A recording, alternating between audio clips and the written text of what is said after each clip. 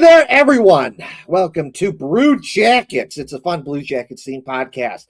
My name is Kevin, and joining me tonight is our Boston friend, Wyan Wood. What is going on, Kevin? Good to see you, Wyan. Hefty Duck, my awesome co-host, is going to be here in a bit. He's coming home from Cincinnati because he works for a tattoo place out in New Philadelphia, Ohio. And this past weekend, he had to go down to Cincinnati for a little tattoo convention down in Cincinnati. So he's coming home from that. So he should be on within the next 15 to 20 minutes. So for now, it's just going to be whining on. But anyways, on today's show, we're going to be talking about Zach Werenenski. This is going to be a very heavy Zach Werenenski show. A lot of Zach Werenenski talk. We're going to have a Zach Werenenski report card. How did he do this season? We're going to talk about that. Zach Werenenski has been named a Norris Trophy finalist. That's awesome, and we're going to talk about that. The Blue Jackets have gone pick 14 in the draft. The draft lottery has come and gone, and we now know where the Blue Jackets are going to be picking in the NHL draft. We're going to be talking about that and so much more. So welcome to the show, everyone.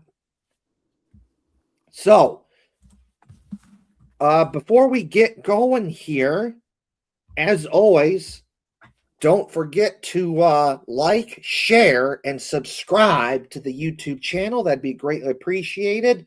Like, share, and subscribe to the YouTube channel. And don't forget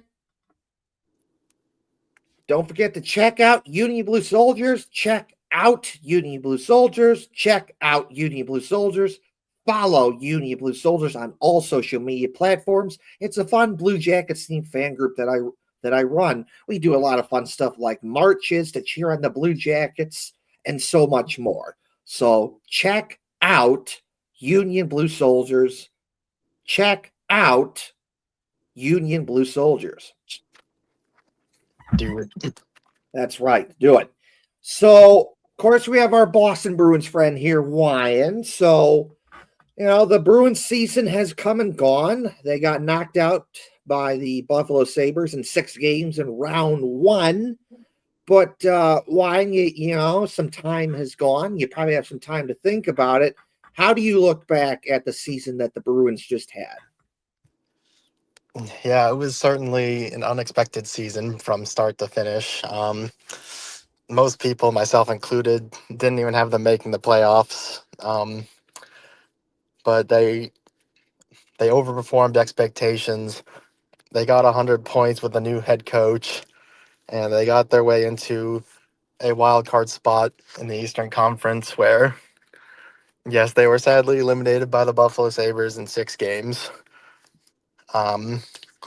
It was just clear from the jump that Buffalo was the more talented team, which,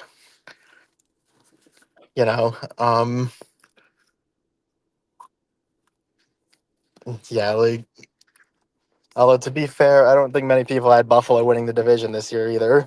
No. No. But yeah, it is a good story for them. I mean, first time in the playoffs in 14 years, and they advanced to the second round. So, definitely a good story for those fans. But yeah, as far as the Bruins goes, certainly not the ending you wanted, but we got our first taste of James Higgins, which is good. There's young building blocks here still. Fraser Minton, Murat Kuznetsov. There's things to build on, but at the same time, there's still lots of work to do in terms of reaching that upper echelon of cup contenders. Right. So, yeah, so it is. I look at, outsider perspective, obviously Blue Jackets guy, so I don't really pay that much attention to the Bruins. But in my personal opinion, I look at it, it's like, hey, you know what? like you said, Wine, I don't think people were thinking the Bruins are going to be that good. Probably one of those teams that missed the playoffs, top Yep. at minimum. And that didn't happen. You did way better than expected, and that's awesome. And now it's just like you got to find a way to build on that because the one thing I do appreciate about the Bruins is that they've been consistently good and just they're outside of a few years here and there would they didn't make the playoffs. They're just consistently good and a team that you can count on that's going to be good. And they made runs to the Stanley Cup. They won one in 2011 and they didn't get it, but they made it in 2013, 2019.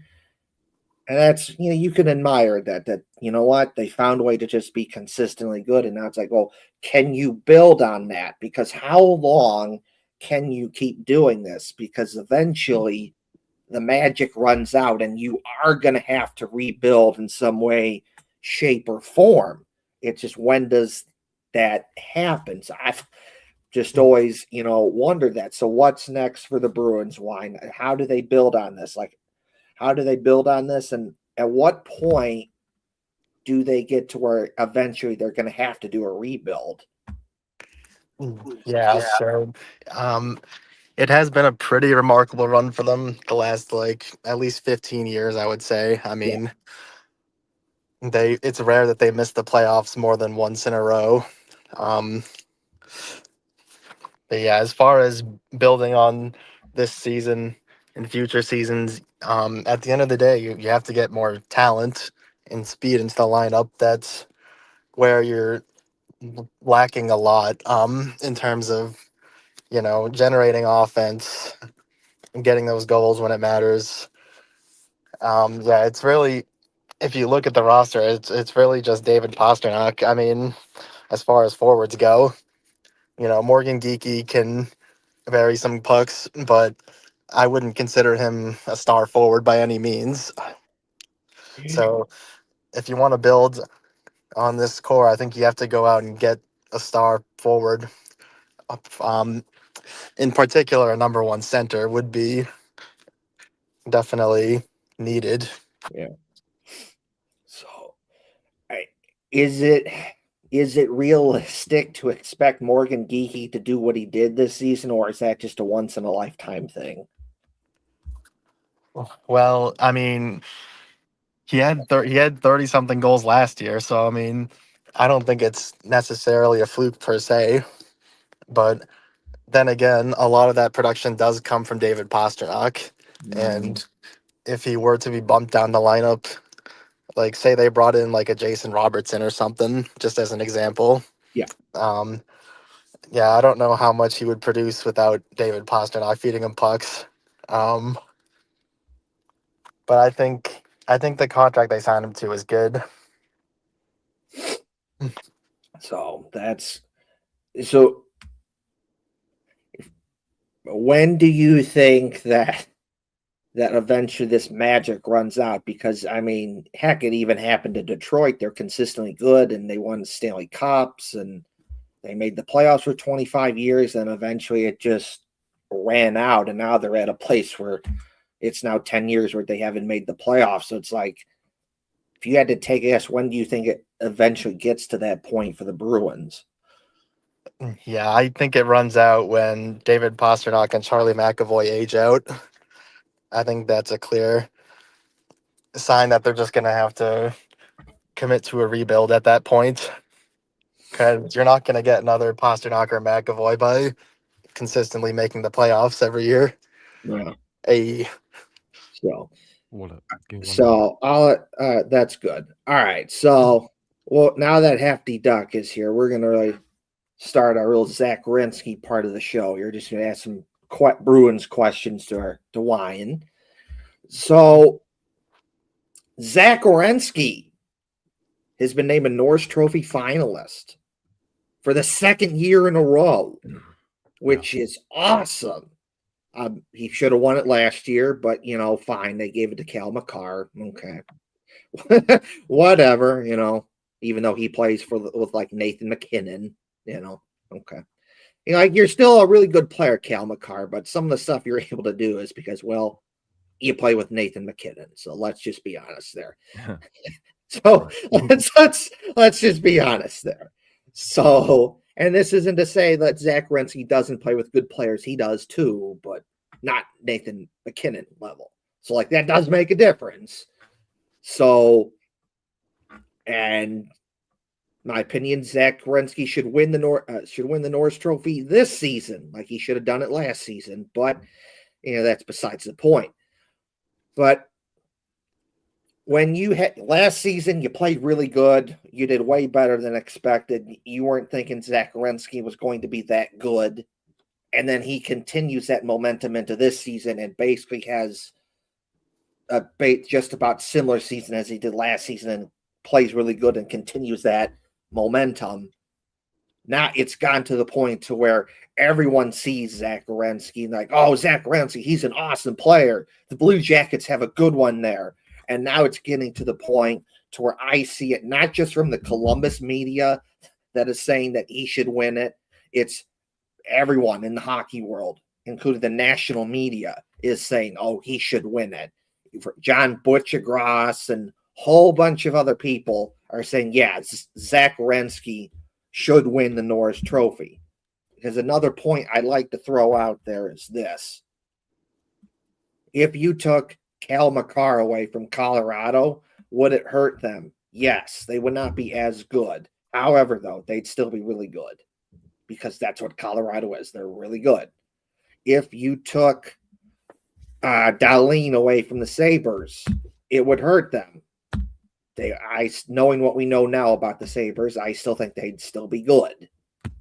If you took Zach Werenski away from the Blue Jackets, they would not only would they not be as good, they would have been the team the last two seasons that were a competitive team fighting for a playoff spot until the second,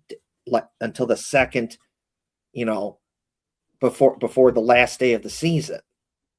Zach Werenski is just that good, and he means that much to the Blue Jackets.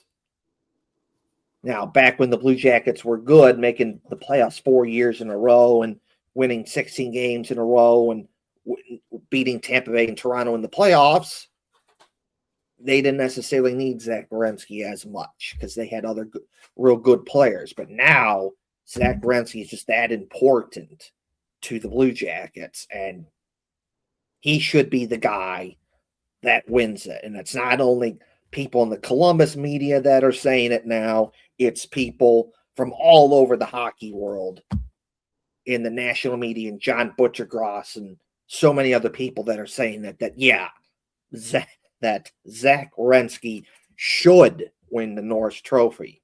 And it should happen. And I hope that, a couple weeks from now when this gets announced of who wins it, that we're doing a show that says Zach Werenski won the Norris Trophy.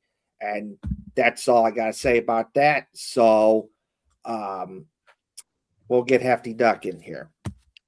Yeah, I don't think, in my mind, obviously, like, we're going to be a little bit biased, but at the same time, we are biased because we watch him play day in and day out. Yeah. It's not like the casual fan, or like personally, until the playoffs, I don't really know a whole lot about the Western Conference much. Like, I kind of pay attention to like the Wild. Yeah. That's about it for the most part. Like, I mean, I hear bits and pieces, but I just don't know those guys as well. Some of them, sure, but so I get why they might not hear about Werenski quite as much, but at the same time, he's so good. He can't keep. I mean, a finalist for the second year in a row. I don't know, like, that you can take into account the fact that he was nominated before, but you know who was nominated last year and was a finalist, who is not this year, and that's Quinn Hughes. And people are all the time are like, arguably the best player and best defenseman in the world and all this. And it's like, no, he is. He's amazing. I'm not knocking Quinn Hughes in the slightest. I'm just saying there's also Zach Werenski. Mm-hmm. Everyone's aware of Cale Makar as well. But Yeah, in my opinion, just what he's able to do with what he's got. Mm-hmm. I talked about it last season a lot. Some players seem to be doing more with less. I talked about with Ken Johnson actually. It's different seasons. It happens. Um, but it seems like Zach Werenski is just always creating something out of nothing. Yes. And then to top it off, man, his shot is so good. It put him in a shootout, and he won the game for the Blue Jackets. That might be something kind of small. I mean, obviously, one shootout goal is to not make or break your entire season. But just what he's able to do with a team that finished outside the playoffs. He is still more than a point per game player. He missed a few games this year, 7 games, so he had 75 games played, but 81 points, more than a point per game player. Out of a defenseman, you cannot ask for more. Mm-mm. Furthermore, there is so much judgment towards defensemen. Whoever scores the most goals is the best defenseman. But that's not true because they're not really meant to. He is an offensive-minded defenseman, same with Makar. Severson and whatnot. Yeah. But realistically, when you look at everything else that he does, he averages 26 minutes a night. That's the most on the team besides the goaltenders. I don't know, whatever. He's out there taking hits, making hits. Wow, he's actually kind of lower on the doing the hits here. A lot of blocks. I think he's like third most on the team with blocks. Just all around a good player. 41 even strength assists. That means 18 of those were on the power play. The only reason the power play was good, like almost ever, in my opinion, was very oftentimes Zach Werenski. Mm-hmm. When there's a lot of chaos going on the ice, when maybe some of the younger guys seemed a little bit more frazzled, he's there to calm that and to take control and to move everybody forward. I think he does that really well. I think that sometimes because of that kind of outwards calm demeanor, that he gets mistaken for maybe like, people like when we talk about captaincy, they're like, he's not leader material. He's just too, he's not like, I don't know, like emotional enough or something. He's just robotic. But like, it's not true. No. When you see him come out at that concert a few weeks ago, having a blast, you've seen him like videos of like at people's weddings and dancing and having a good time, and off the ice, he's very talkative, not like a quiet dude. That's just I think that's his game face. Right. I think that's just part of it, and I don't think that in any way he's not qualified to be a captain too. On a side note, congrats to his baby beau. Zach and Odette Werenski welcomed in a new baby boy on May 6th of this year. So that was last week. So congrats to them. That's pretty cool. Hudson Charles Werenski. And then that's his second kid? One. No, that's number one. Oh, okay. I kind of wondered about that because I knew that he was having a kid in May, and I just kind of wondered, I wonder if he had that kid yet. And now, now we know. Now we know he had the kid. Yeah, my vote is definitely for Zach Werenski for Norris. I was surprised. Like I said, I don't really pay attention to the entire league all the time. Just don't have time. I was a little bit surprised to not see Quinn Hughes up there again. Well, But I think Rasmus Dahlin helped get his team to the playoffs. And this is no disrespect to Quinn Hughes because he's really good in everything, but it's like kind of like what happens with Makar playing with McKinnon. It's like you get to play with like Matt Boldy and like Kirill Kaprizov and Brock Faber. Like that does make a difference. Like you're already good, but the reason why you're even better is because you get to play with good guys like Brock Faber, Matt Boldy, and like Kirill Kaprizov. Yeah. And not to mention, I think this was one of the tighter Norris races in recent memory. Very true. Very Yeah. true. I thought last year was gonna be was pretty tight, but yeah, it's definitely like, and that's happening across the NHL as a whole. It just really seems that everything's like evening out a little bit. So, But Wyan, do you have anything to say about this? Yeah, I mean, from an outsider perspective, I think I do have to agree. I would vote Werenski for Norris. Makar and Darlene had great seasons, but they're not the engines of their team's offense like Zach Werenski is Nope. for the Blue Jackets. Right. Mm. That is very true, Wyan. All these players, they do mean something to their respective teams, but Yeah. Zach Werenski really does mean something to the Blue Jackets because the last 4 seasons, if you look at where the Blue Jackets are, they are in their rebuild. They are making progress. You can see it because they're going from 56 points, 66 points, 89 points, 92 points.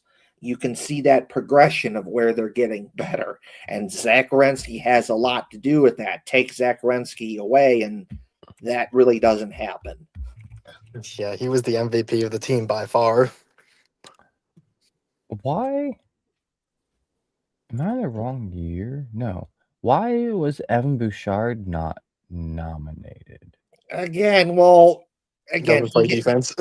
well, yeah, there's that because more points than there's that because I saw this on Twitter. It was like a highlight video of like Evan Bouchard just making bad plays defensively. Like he, a bad stick check. He made a bad read. Bad read. He should have covered this guy, but he covered that guy instead. He passed the puck to the wrong guy, and so on and so forth. Welcome to the show, Hardsey. Oh What's up, my Hardy? god. Hey, how's it going? Played How you bar. been? Good to see you, Hartsey. But but I see a video of Bouchard, and it's like, oh, he makes a bad read. He covers the wrong guy. Should have covered this guy, but he covered that guy. Or it's like he turned the puck over and passed the puck to the wrong guy, and stuff like that. And it's like he does have some good moments defensively, but he's mostly like offensive defenseman kind of a guy. And again, you play with Connor McDavid. You play And Leon with Connor Draisaitl. McDavid, and He has Draisaitl. 74 assists. I think that helps out a little bit. Yeah. So it's like he definitely has a great shot and everything, but he Yeah. plays with absolute superstars. You also have to know how to play defense to win the Norris Trophy. right. Yep. So okay, Hartsey. So so the big thing is this is a Zach Werenski heavy show. A Zach Werenski report card, and right now we're doing Zach Werenski being named a Norris Trophy finalist. So, what's your thoughts on that, Hartsey?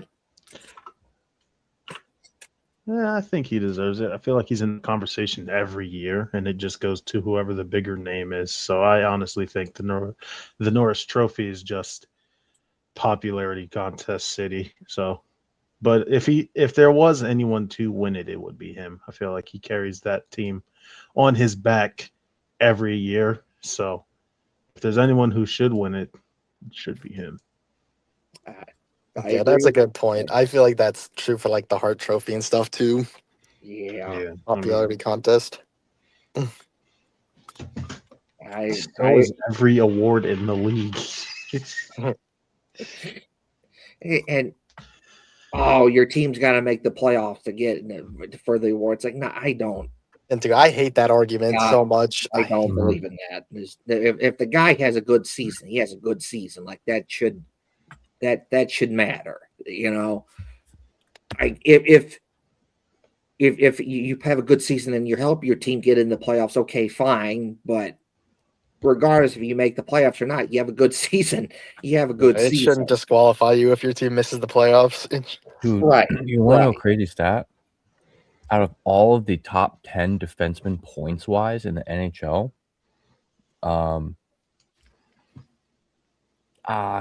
Moritz Seider's tied with 60 points. So only Zach Werenski. Let's see. We got Colorado, Montreal, 2 teams: Quinn Hughes, Buffalo, Tampa Bay, Pittsburgh, Dallas, Boston, Washington. So Jacob Chikrin and Moritz Seider are the only other 2 in the top 10, 11 defensemen that did not make the playoffs with their team. Yeah. Wait, Yeah, Detroit missed it, right? Did Detroit get in? Detroit missed it. No, Oh. missed. Missed. They got swept or something? No, they missed. missed. The playoffs. They missed the okay. playoffs. Yeah, I probably would have had Seider in my top 3, honestly, probably ahead of Darlene. He had a great I haven't heard defensive season. I haven't heard Darlene's name be called that much, honestly. Yeah. I'm surprised that Hughes has, in points wise, it goes Bouchard, Werensky, Makar, Hudson, Hughes, and then Darlene. Points wise.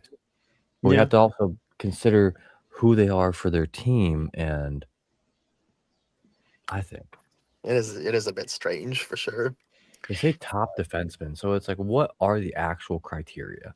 Does anyone Yeah, know? that's the thing. Nobody knows. It's like Plus minus also really dictates it. I mean, Quinn That Hughes makes was a sense, though. -4 Yeah. this year. yeah, it's plus Oh, minus yeah, I in guess that makes points. sense. Yeah, Plus Like- minus points. That's about it. that's wild. Yeah. Huh. That could definitely make sense. So, But if we're purely basing it off plus minus, then Sam Malinsky should win the Norris Trophy this year. So, Yeah. according to Wikipedia, it's awarded to the NHL's top defensive player who it prioritizes a combination of defensive play, offensive production, and overall team impact.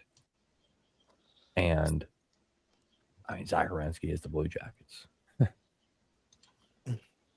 Yeah, for sure. But I don't think they really consider defensive play that much. No, for they most of don't. these. they should. Yeah, they should. Yeah, what they should do is have more than one defenseman award. Right. Yeah, The Bobby like- Orr like- Trophy. like someone who Yeah, gets the well- most blocks and hits.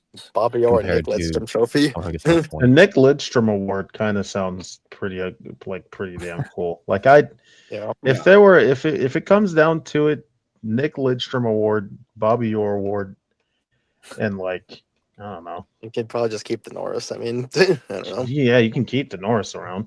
You just What about a Zdeno Chara award just awarded to the biggest guy? in biggest the NHL every year? Oh, biggest yeah. piece of human meat on the team. Yeah, that would. Logan But that- Stanley would win that every year. I was gonna say Rasmus Linen. Here's an award. You're like 6'11". Here you go. Yeah. I There think you go. Matt Rempe would win that award every Oh, year. yeah, he's really big, isn't he? He's Yeah. like 7 taller foot than, on skates. 6. Good Branson. Yeah, Reppy's like 6'9", and Matthew Olivier kicked his ass. Actually, there's that defenseman that's going to be drafted that's like 7 feet tall, right? Damn. And he would win And that that's every off year. skates. That's literally off skates. That's weird to think about too, actually. Yeah. Yeah. I mean, you don't have to be tall to make an impact. I mean, shit, we were talking about this last week. Look at Nick Blankenberg playing for freaking Colorado right now. He's tearing it up. Dude, look at Lane Hudson. What he did last night on the power play against the Sabres. I know. I was watching that, and I'm like, oh, dude, you gotta shoot that. You gotta shoot that. What are you doing? And then he passed it to Caulfield. Like, okay, never mind. Another big guy. Caulfield? Yeah, he's huge. So, hard. See, Nice. you've had some time to think about it. How do you look back at the season that the Flyers had? Oh man, the Flyer. I thought this was a Jackets podcast. But it's off season. I asked, How you No, feel about the playoffs? But Wine's on here, so I asked him some questions about the Bruins. So you like the Flyers? I'm going to ask you something about the Flyers. Well, I mean, the general consensus is that this team is very young and they've got a lot of learning to do. Yeah. So, considering that they made the playoffs with a roster that consists of mostly like players that are mostly under 27 is pretty cool. Yeah. And not only that, to win a playoff round against those damn Penguins, that one's also pretty cool. Fucking hate the Penguins. Yep. Wins.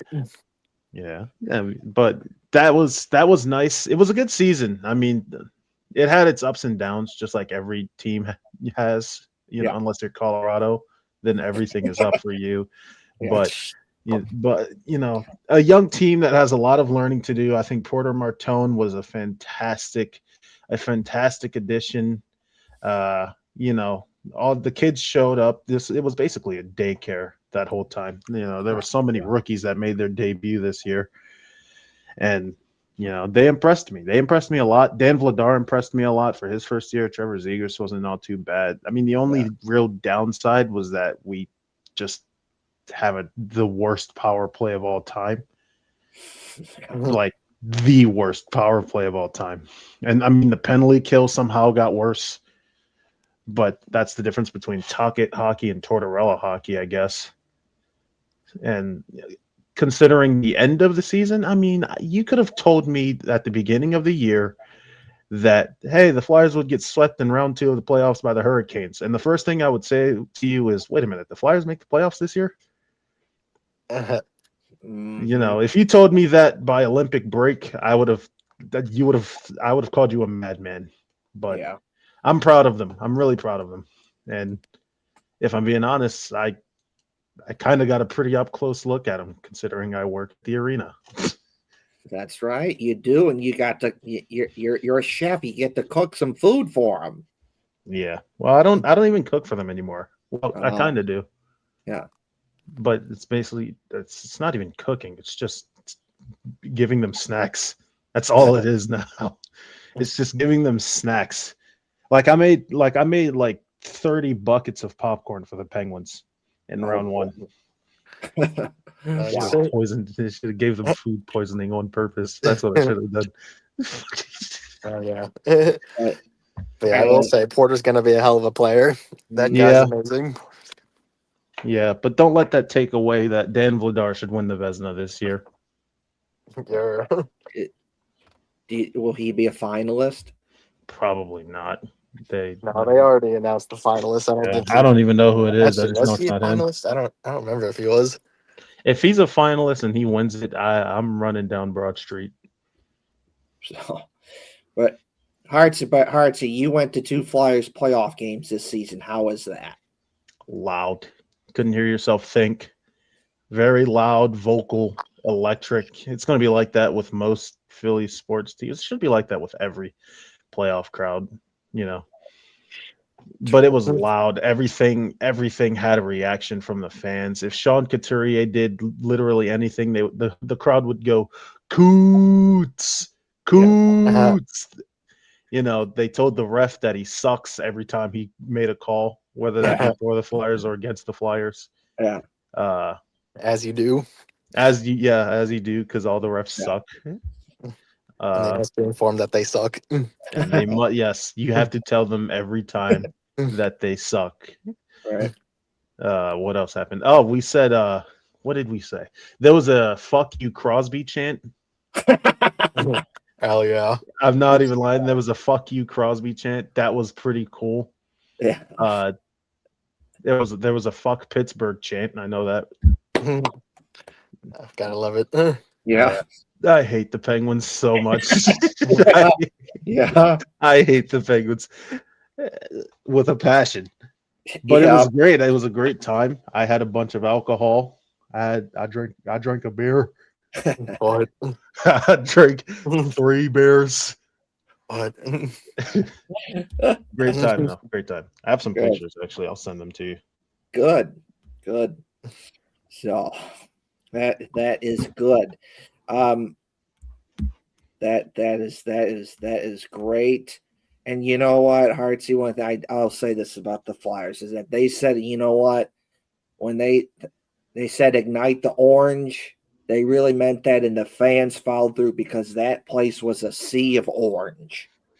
Oh yes. Why wouldn't it be? You can't.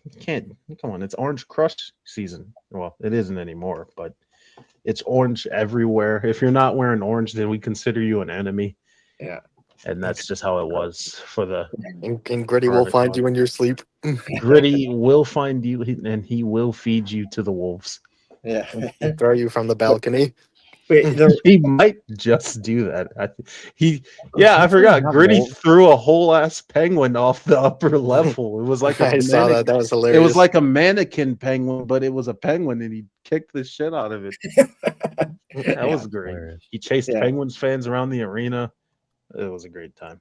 but you know, Hartsy say, "Oh, why wouldn't people wear orange?" Well, there's been some teams this season in the playoffs where they don't wear the color that the team wants them to wear, and then they essentially have to shame them into wearing the correct color.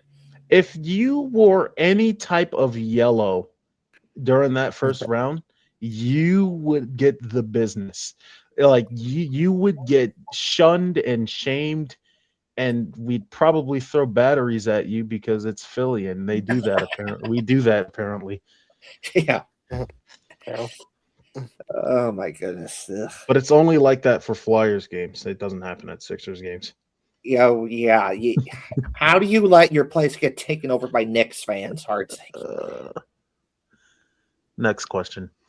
That was just so bad. Oh, good. It's like, well, at least that didn't happen with the Flyers. But anyways, No. so that's good. That is good. So, anyways, Dude, there was those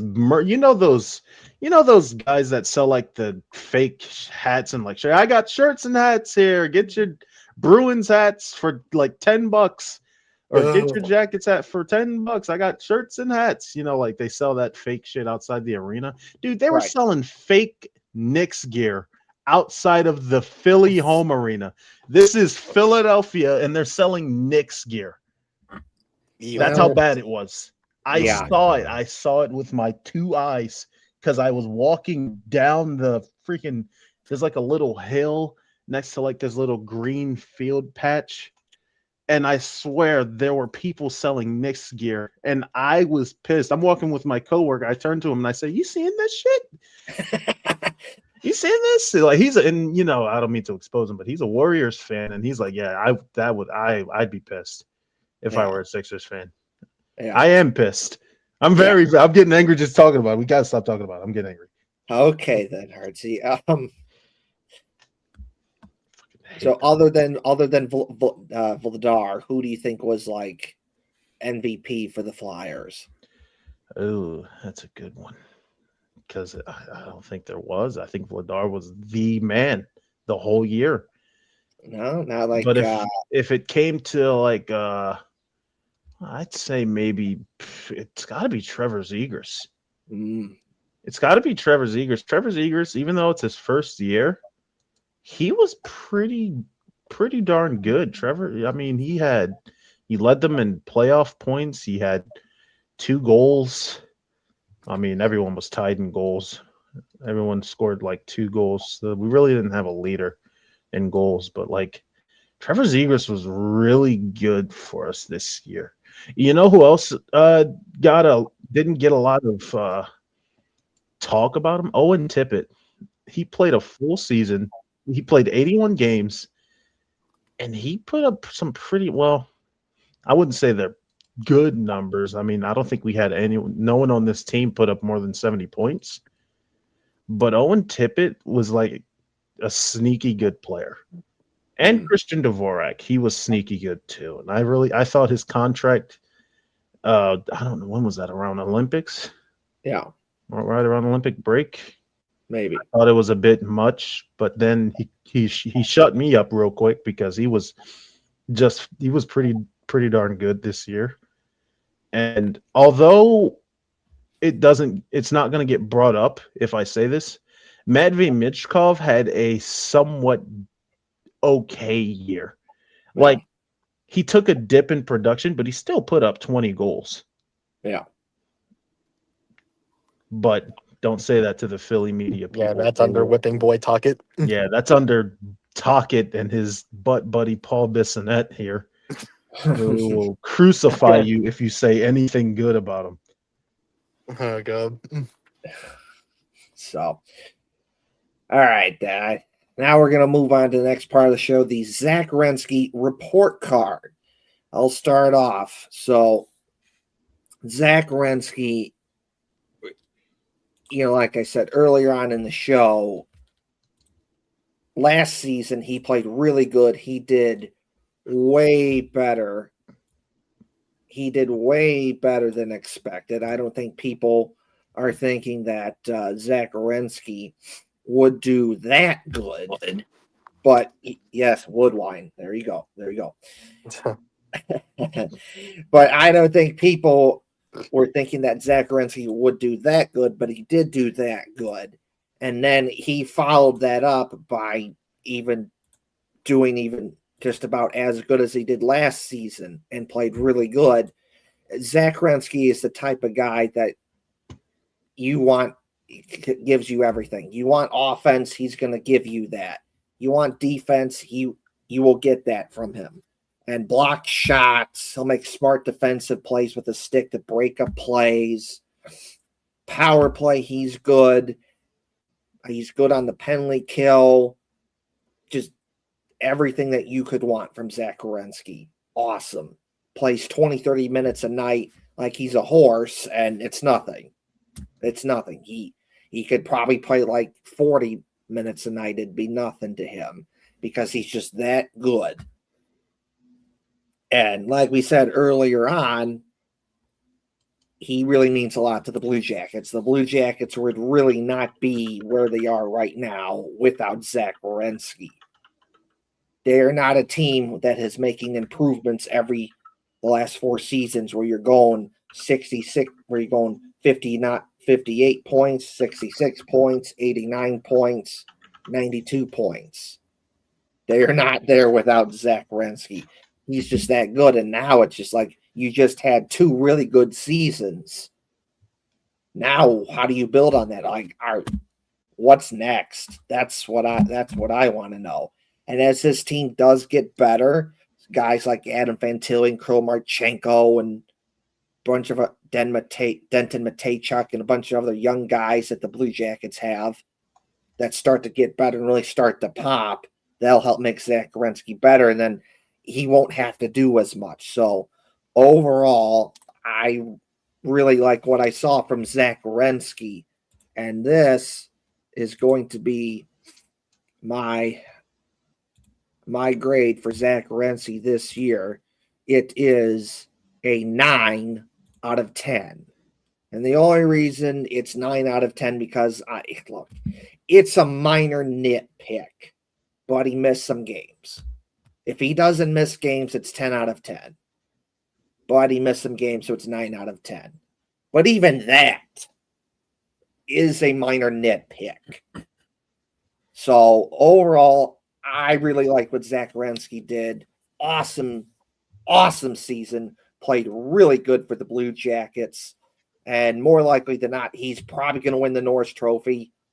So nicely done, Zach Werenski. 9 out of 10. Looking forward to see what you do this upcoming season and how you build on that for next season.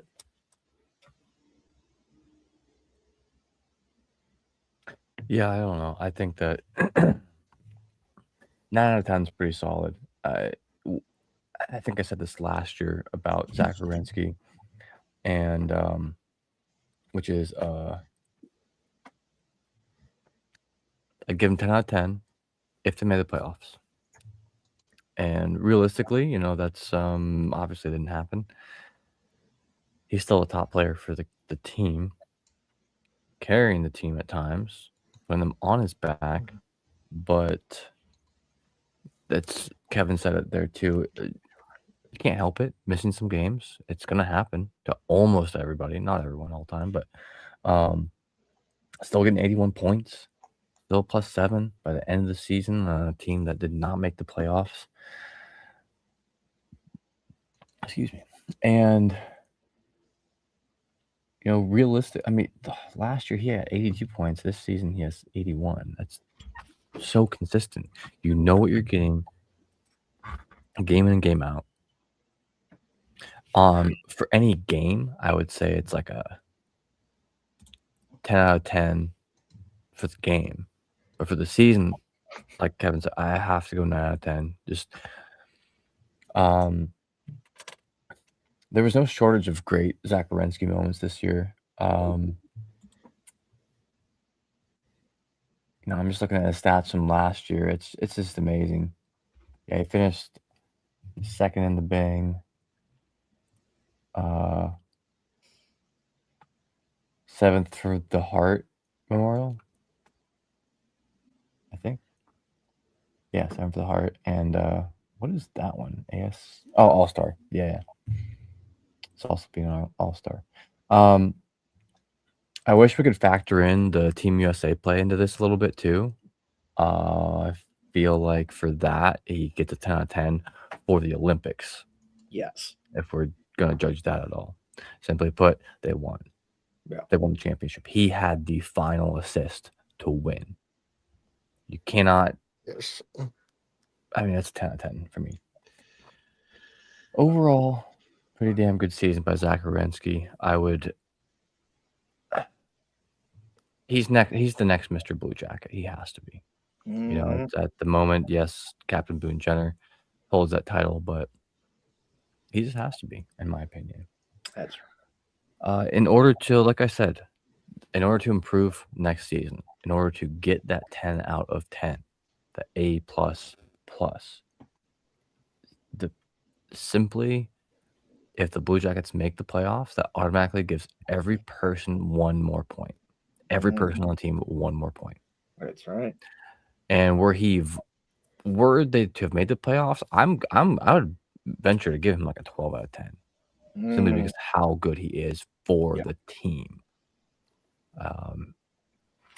Even though he's the points leader, he rarely seems selfish. Maybe at times, some of these guys should be a little bit more selfish. We've seen it. We've talked about it. But I never think, oh, wow, Werenski held on to that too long. He's got some giveaways here, but I don't know. I'm so impressed with his trajectory, just having gone up and up and up. He had that 1 year, 4 years ago when he had the injury and only played like 13 games. Other than that, the dude has been a machine. And if he doesn't get the Norris this year, I'm just saying. Then it's rigged. It's all rigged. Yeah. Everything is rigged, and we should sue. I want to talk about rigged. About that draft lottery. Oh my God! God. Let's talk We'll about get there. We'll get the there. whole league is scripted, and I just exposed everything. Well, yes, of course it happens right after Austin Matthews is like, I don't know if we're going to stay. Anyway, we'll get there. We'll get there We're because going to talk about the NHL a little bit. The Blue Jackets have pick 14. We're going to talk about that. So we'll get there. But for now, we got to do this. Yeah. So, my final statement here, 9 out of 10. Get to the playoffs, please. That's right. For fuck's sake. For the love of God, make the playoffs next year. Holy shit. We're getting restless. Once this decade, please. I know. For fuck's sake, before I die, make the playoffs. Yeah. Wine or Heartsy, have anything to say about this?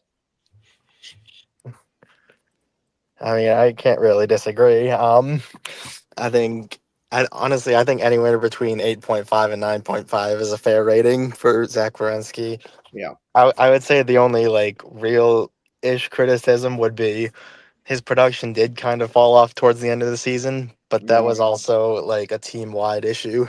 Right.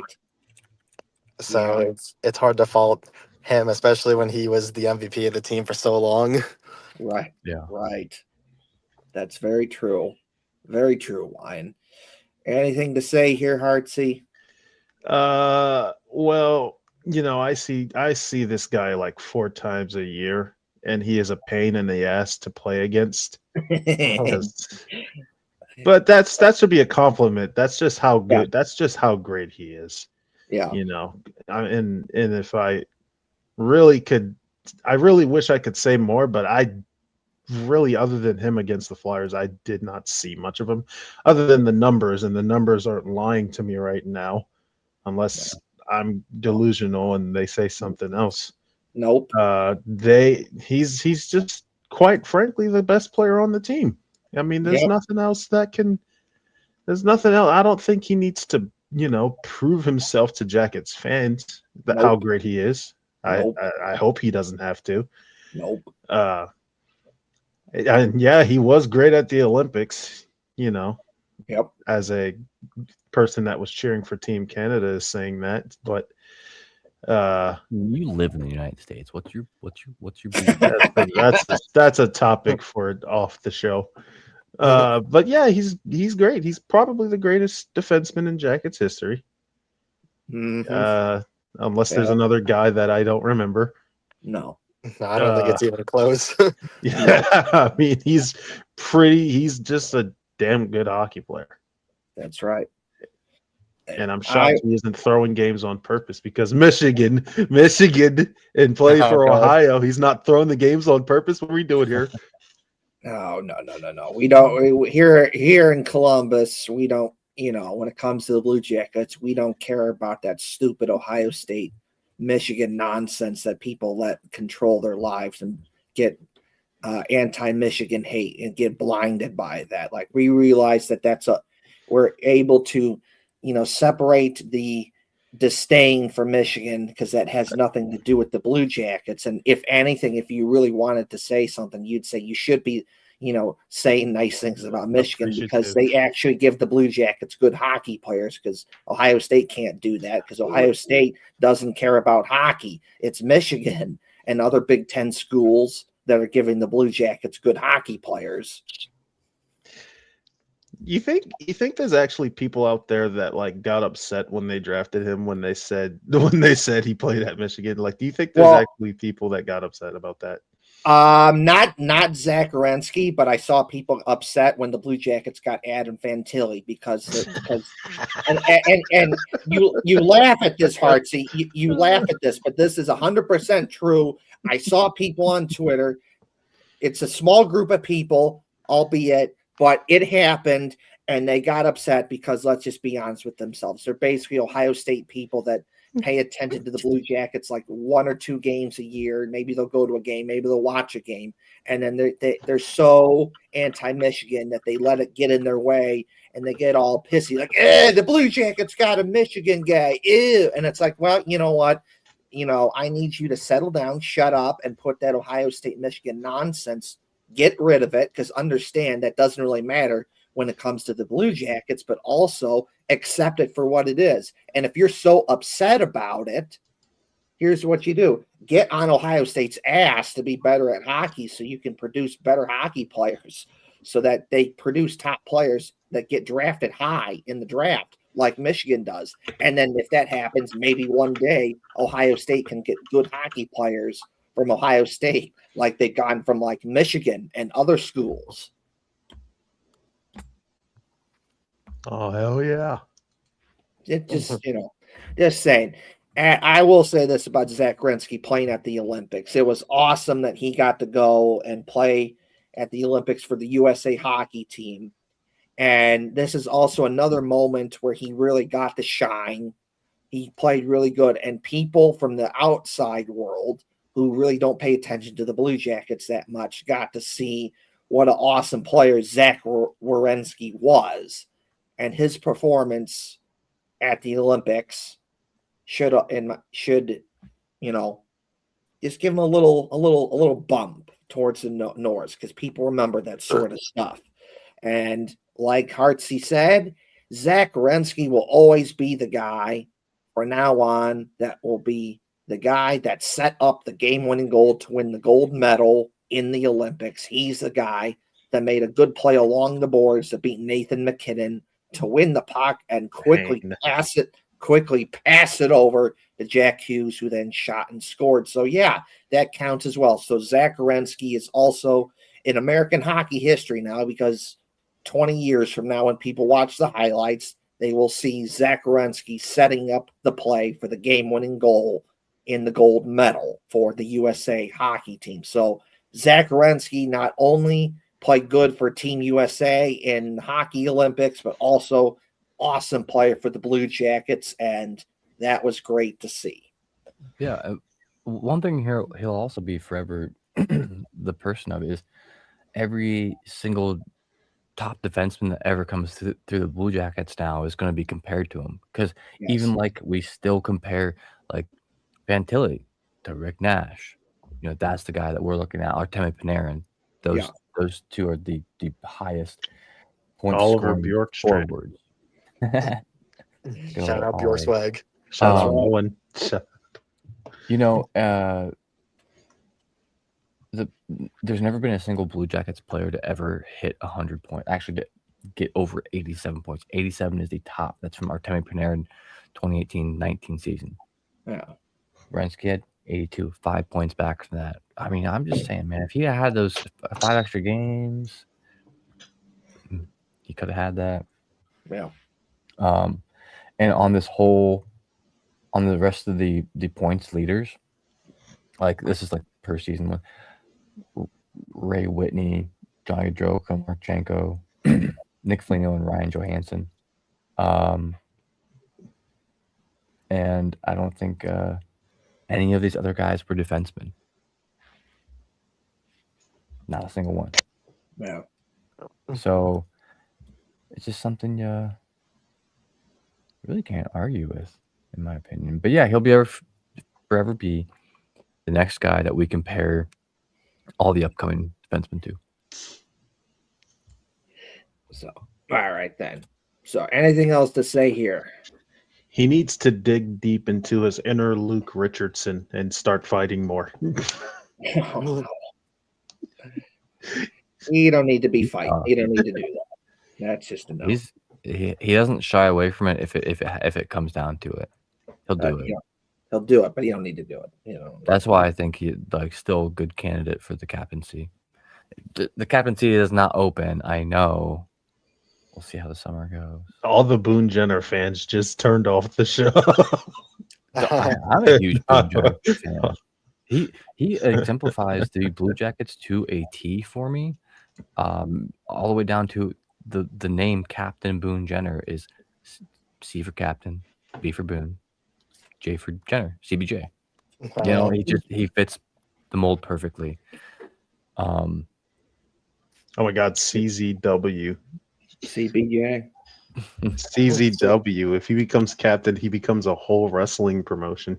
I mean, and for most games ever played for the Blue Jackets, it's like 808 from Boone Jenner. Yep. 808. Yeah. Next up behind him is Rick Nash. Behind him is 642 with Werenski. So. Right. All right. So on to the next thing. The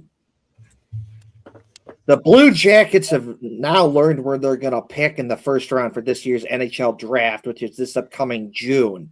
So before the lottery, there was a chance that the Blue Jackets could have gone up. They could have gone down. They could have gone as high as 4, or they could have stayed at pick 14. And what ended up happening that the Blue Jackets stayed at pick 14. So just going to throw that one out there that the Blue Jackets are at pick 14. And last year, the Blue Jackets were at pick 13, and they dropped down a spot to pick 14, which was stupid, but whatever. But you know what? In the end, it worked out because they got Jackson Smith, who's now their top defenseman prospect, played really good at Penn State, and is seen as one of the best defenseman prospects out there, and is also seen as a guy that will be a big part of the Blue Jackets' future when he does come to the Blue Jackets. He'll be going back to Penn State for another season. And if I had to take a guess, he's probably going to do what the Blue Jackets did with Zach Werenensky, where Zach Werenensky played 2 seasons in college at Michigan, then he played for the Monsters, and then he played for the Blue Jackets. And I suspect that the Blue Jackets are probably going to do the same thing with Jackson Smith, where he plays 2 seasons in college at Penn State, then he goes plays for the Monsters and then the Blue Jackets. So I just kind of find it interesting that it works out like that 2 years in a row, the Blue Jackets have pick 14 in the NHL draft. Now, obviously, as the draft gets a little bit closer, we'll talk a little more about that and who the Blue Jackets might pick with that, or maybe they trade it. I don't know. They almost traded their first 2 draft picks last season, but, it was way too expensive because the Islanders wanted Dmitry Voronkov, Noah Dobson, 2 first-round draft picks, and a prospect. And at that point, it's like, no thanks. That's just, now you're being greedy. That's a little too expensive. Like, if that would have happened, I would have told the Islanders, like, you need to chip in something from your end to even this out. Give me a draft pick, a prospect, something, just to balance it out a bit. But in the end, it didn't work. But, they did try to trade the Blue Jackets did try and trade their 2 draft picks last year and didn't work out. So they still got 2 picks, still 2 good picks, Jackson Smith and Pyotr Andreanov, the goalie over in Russia, who's seen as one of the better goalie prospects out there. So just kind of interesting how it worked out again that last year the Blue Jackets have pick 14 in the draft, and this year the Blue Jackets get pick 14 again. So anything to say about that, Hefty Doc? I'm not necessarily disappointed by not moving up any positions. It is what it is. Yeah. It's a bummer finishing where the Blue Jackets did finish because you're almost the middle of the pack right there. You're really not. I mean, a first rounder is going to be a first rounder no matter what. But I'm not saying there's nothing special about it, but you're a little bit more limited at that point. Plus, it's harder for us to speculate who is going to go too, because the first 5 guys you can kind of get a good idea of. Obviously, Gavin McKenna being on first. Yeah.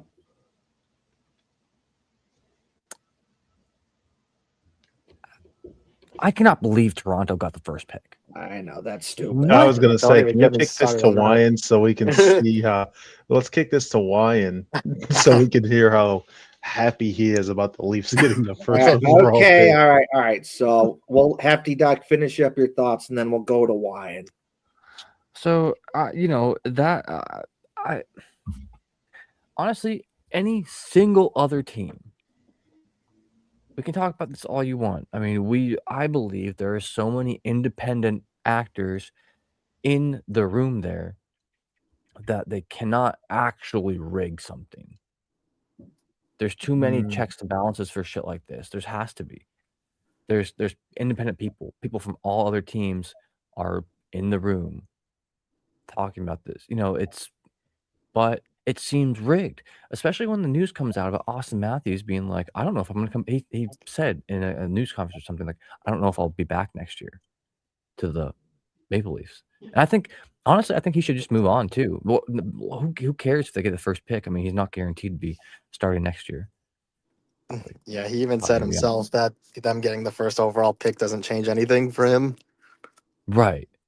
So I don't know, man. It's just I'm tired of seeing the same names up top. Last year I felt it was kind of stolen too, but don't even get me started on last year. Last year pissed me off more than anything. Dude, I just give it to the worst team. Just give it to the worst team. Why do we have to do this lottery thing? Yeah, because we don't want teams tanking. We don't want all my thoughts on it. Yeah, if you don't want, that's the thing. If you don't want tanking, and you're gonna tell me that the Leafs didn't tank the end of the season, I don't want to hear that. They were the only team. They were the only team in the NHL to not have a win in April. Yeah, they were depending on what the Blue Jackets were looking for, as far as so one of the projected draft prospects that I keep seeing is Xavier Villanova. He's a left defenseman, which might fit the Blue Jackets. I've Yeah. seen a Come out of the Like, queue, yeah. I've seen kind of a stick- along the draft lines, something to think about too is the Cleveland Monsters are in the North Division Finals for the Calder Cup. Yeah, So, I mean, there's 8 teams left now, yeah. something like that, and that's where most likely a prospect is going to end up sooner than later. I don't know. That's just something to keep in mind. We have a lot of other great prospects coming up. If it's traded, I don't feel like it's a loss this year. No. Trade whatever you want because we're in win now mode, win last season mode, or in win 10 minutes ago mode. Please, for the love of God. Yeah. But yeah, looking forward to it. Feelings aren't going to be hurt No. no matter what happens, except for Toronto getting first. It's just bullshit. Anyway, on to the next. Okay, Wine, we'll get you in here. Your thoughts. And yeah, Oh, boy. that whole Toronto Maple Leafs situation is just completely ridiculous. Like Lance already pointed out, the whole Austin Matthews wants to leave thing. He should. Yeah, and he should. But then they magically get rewarded with the first overall pick. And not only that, but if the Leafs had fallen just one spot in the draft lottery, the Bruins would have had their pick. Oh, That's what true. Oh yeah, that's what true, because that's what the Carlo trade. Yeah, that was the Brandon Carlo for Fraser Minton and a first round pick trade. That first was this year, but it was top 5 was protected. bullshit. That's bullshit. The Leafs were a playoff team for like 8 straight seasons, and now they're horrible 1 year. They get the first pick. Yeah, and when they shut Matthews down, they just decided they were going to tank it up to try and get that pick, and they get rewarded. And this was also one day after the whole John Chaika media thing. Yeah, that one with was Steve crazy. Simmons. That's just Yeah, people are saying you're a con man and you're an asshole and that you suck. yeah. That's That's basically what he was saying. That's basically what he said. You suck and you're the worst GM in the league, and why the hell are you here? Fuck you. Yeah. So their reward for that clown show is the first overall pick in Gavin McKenna. Or Steinberg. That's another thing. Yeah, it's definitely he definitely could go Stenberg. first too. But yeah, and the thing is, the Bruins were in that exact same spot last year. They had the 5th best odds to win the lottery, and they dropped 2 spots. They had the worst possible outcome last year. And then think when the we Leafs dropped are a in that spot spot this year, they get the first overall pick, and we yeah, don't get anything. yeah. Because they jumped, what, 6 spots? Who did? The Leafs. Yeah, they were the 5th worst. They jumped like 4 spots. But yeah. So which one is more egregious? That or jumping 9 whole ass fucking spots from 10 to 1? Yeah. Which one is Yeah, worse? the Islanders think Like I want but everyone to I just need people to know that I agree. has to be the worst. No, but Toronto made the playoffs for like 9 straight seasons, and then you miss once, and then you get one. Like, come on now, like I know it's a lottery and it's all luck. They're both egregious. Bullshit. The circumstances are they're so out there. There's far too many of them to not think that. Did Batman dip his grubby little fingers in here to help his Leaf fans be happy? Yeah, that's what I think. Because that can't be like. Oh yeah, and that's another thing. Like I didn't actually watch the draft lottery show thing they do, but I heard they cut away to commercial break before the last ball. They did. Why? There were so many freaking commercials during that bullshit. That's all it felt like. Yeah. It's like the lottery's for is advertising. You can't do 30 minutes of uninterrupted ball juggling. Like you can't do that. Ball juggling. I'm not even saying don't take a commercial break. I'm just saying the entire time they would put the little screen over here and then have the commercial on the big part of the screen over here. It was stupid. Dude, that's ESPN. Was it Distracting. on ESPN? Yes. Yeah, I think Of so. course it was on ESPN. They love doing that Dude, split make it screen 15 pod minutes and just get it bullshit. over with. Doesn't have to be Dude, half an hour. it doesn't take Yeah, like you much don't need the of extra anything. fucking like you already have the stupid ass like board ads like in Yeah, the like what playoffs. are we Like doing? The draft lottery sponsored by fucking OnlyFans or whatever the hell the sponsor is this year, and that's bullshit, Better than man. what- You know, You gotta reach out to every audience, Lance. You gotta do what you gotta do. If they're paying, Yeah. if they're paying, put it up there. it just yeah, I also saw that the 8 ball was going and they got jumped by the 12 ball. Because you know what happened? That happened They're to waiting. the Leafs in 2020 with the Lafreniere sweepstakes, where it was like, "Oh, we almost had it," but then the Rangers jumped them, and it was like, "Oh, fuck it. I'm upset the Rangers won. I don't care Yeah. who will. It could have been anyone else as long as the Rangers don't win." This one was just, oh, There's just there's always shady circumstances surrounding who gets the every first year, pick. every year. Like yeah, last dude. year was the Islanders having the All-Star game taken away from them. and then they jumped 10 spots. Yeah, and Oh, this yeah. year it's Matthews is leaving and Chake is a disaster. All right, let's give And it's rigged. you All right. you I've come up with the conclusion. you had the governor of New York complaining that New York lost the All-Star game, and then that happens. Yeah. I'm Yeah. you know, it's like, oh my goodness. But like it just, and another thing, it's like, imagine you're Vancouver. You didn't have a very good season. You had the best odds at picking one, and then you slide down 2 spots. Oh yeah, because the I- Sharks jumped them too. That was hilarious. yeah, part of me feels bad Vancouver for the can't have Canucks. Like Yeah, they lost Hughes. They lost everything, man. yeah, like and they're not even gonna they're probably not gonna get McKenna or Stenberg now, which is just a No, big blow I for them. mean, yeah, it's literally the most actually- top heavy. I mean, Actually, since it's because since San Jose jumped them, I guess it's still possible because they need a defenseman. But Yeah. And- defenseman. And then the Blackhawks, they had the best spot to pick 2, and then they got kicked in the nuts and moved down 2 spots. yeah, although they had the Bedard draft lot rigged Yeah, for them. So they had Bedard. Fuck that. Mhm. Who cares about Chicago? That's true. But it's just, man, you're Vancouver. You just had a season where you weren't very good. You had the best odds to get one, and you get kicked in the nuts, and you move down 2 spots. Yeah, I don't think I bet the I hockey don't think guy they've had ever to be picked. upset. I don't I've had think they've no ever problem with picked one in Vancouver their ever. history. No. No, They It's just crazy. They're like a played the 50-year-old Canucks, team.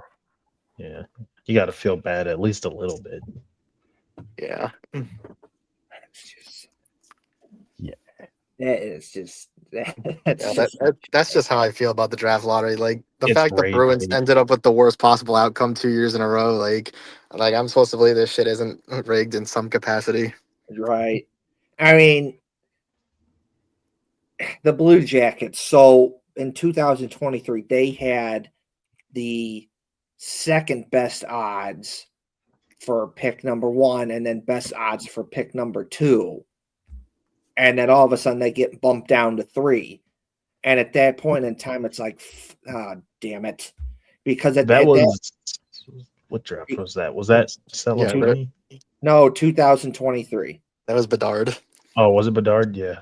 Yeah, so at that point in time, you're thinking, crap, the Blue Jackets just missed out on Connor Bedard or Adam Fantilli. Now, knowing what we know now, that didn't happen because, the Ducks went and got Carlson. So thank you, Ducks, for doing that, because the Blue Everybody Jackets, wins. yeah, everyone wins. So thank you for doing that, Ducks, because the Blue Jackets got Adam Fantilli at 3. So that was awesome. So in the end, it worked out. But at that moment, it's like, damn. But it worked out. So it's okay. Yeah, but at the same time, you know for a fact that Gary Bettman would have definitely preferred Bedard going to Chicago over Anaheim or Columbus. Like Yeah. I just mean, from the a bigger viewership market, standpoint, always, like Yeah. it's always yeah, the so big. that's another convenient thing. original Yeah. 6 team. We should Yeah. jump him. Gary Bettman. I mean, to be fair, He he's did it good to at the his job. Flyers His too with the job Patrick is to be Kane hated sweepstakes too. by all of us. Oh yeah. Yeah. Remember the Patrick Kane sweepstakes? The Flyers were the worst team in the league, and somehow Chicago gets number one. Fuck you. Yeah. True. And I guess that they Look do at that. the We've all lottery in been part screwed by the lottery. to try to like curb people tanking too bad, I guess. Why else would you do the lottery? That was the thing. Well, it's like if you don't want teams tanking, I understand the lottery, but now it's gone from prevent teams from tanking to prevent the top markets from bottoming out. Yeah. Yeah. And prevent the actual team that did The the worst. Yeah. God forbid the Winnipeg Jets would have won that draft lottery. Um, Damn. Oh my god. Yeah. Ridiculous. But I understand the Leafs like being in the lottery. I mean, there were like 2 teams that had a below 500 fucking win percentage in the East. Leafs were one of them. Yeah, but they intentionally tanked. Like, dude, when they were Why? supposed to be losing, they started winning. They couldn't do either right. They couldn't win when they were losing. They couldn't lose when they were winning. Like, yeah, like they finally Like, committed to come on. losing like the last month and a half. Like when Matthews went down. Because what was the point of even playing anymore? You can't pad his stats like how they usually do. Yeah, but it's Yeah. like if you're trying to prevent tanking, it's still happening. Like, yeah. I think they kind of just sucked too. yeah. And I'll tell you that Dallas Stars game, like their second to last game, really pissed me off because they scored like 5 goals that game, and they still lost. And wasn't it like half Toronto Marlies anyway? Yeah, but I think. That's also true. Which is coincidentally who for some reason. Cleveland Monsters are playing next round. Oh yeah. Yeah, the It top all team in goes the back to AHL the ain't like playing. circle. I haven't paid Y'all wanna attention talk to a about single the, AHL anything. World Championship coming up a little bit. yeah. Have you guys seen the roster? Yeah. No, I I didn't think they did that every year. What the hell? They do. Double IHF World Championship. is okay. It's just kind of there, you know. Yeah, the USA roster is not very Yeah, good, but Very odd. It's not as hyped up as Olympics or 4 nations facing off. Like no. that's the thing. Right. Maybe that's why. I think that's part of it. Well, and it's also still going on when you have teams in the NHL playoffs. So some It's gonna of the happen best during the players in final. the Like, world what are we doing? don't have the chance to do it. And then on top of, you know what, there's just some guys, you know what, maybe you didn't make the playoffs. You played a long season, and you're like, you know what, I want to spend some time with my family or something. I'm tired. I want to rest That's too up. bad. Like, You're going to Switzerland. yeah, I think that's definitely a fair thing, Weekend especially is with not the even playing Olympics. for Latvia. yeah. Yeah. Maybe just tired of it. It's Tired of probably like, you know what, I played a long season and I'm tired and I'm going to go rest for next season. I want to be with my family or something. Because you only get so much time, and then before you know it, it's hockey season again. So take what you can get. So technically, this is the preliminary roster.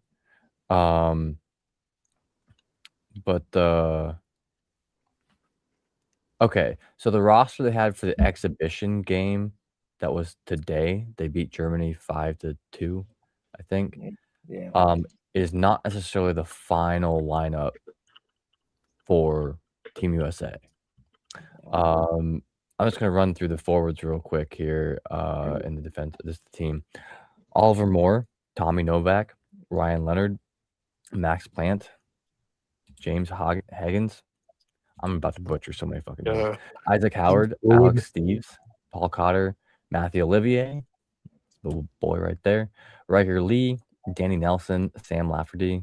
And for defense, we got Ryan Lindgren, Justin Falk, Wyatt Kaiser, Will Borgen, pretty decent player, Declan Carlisle, Ryan Ufko. Anybody? He's a Milwaukee AHL team. So did Connor you? Clifton, Yeah, I don't. and then for their goaltenders, they had Joseph Wall and Devin Cooley. And that was, like I said, that was just the exhibition game. It's like a it's like a warm-up game, I guess, for the Worlds coming up. Yeah, Because I seen that it's not bad. because okay, so roster includes here is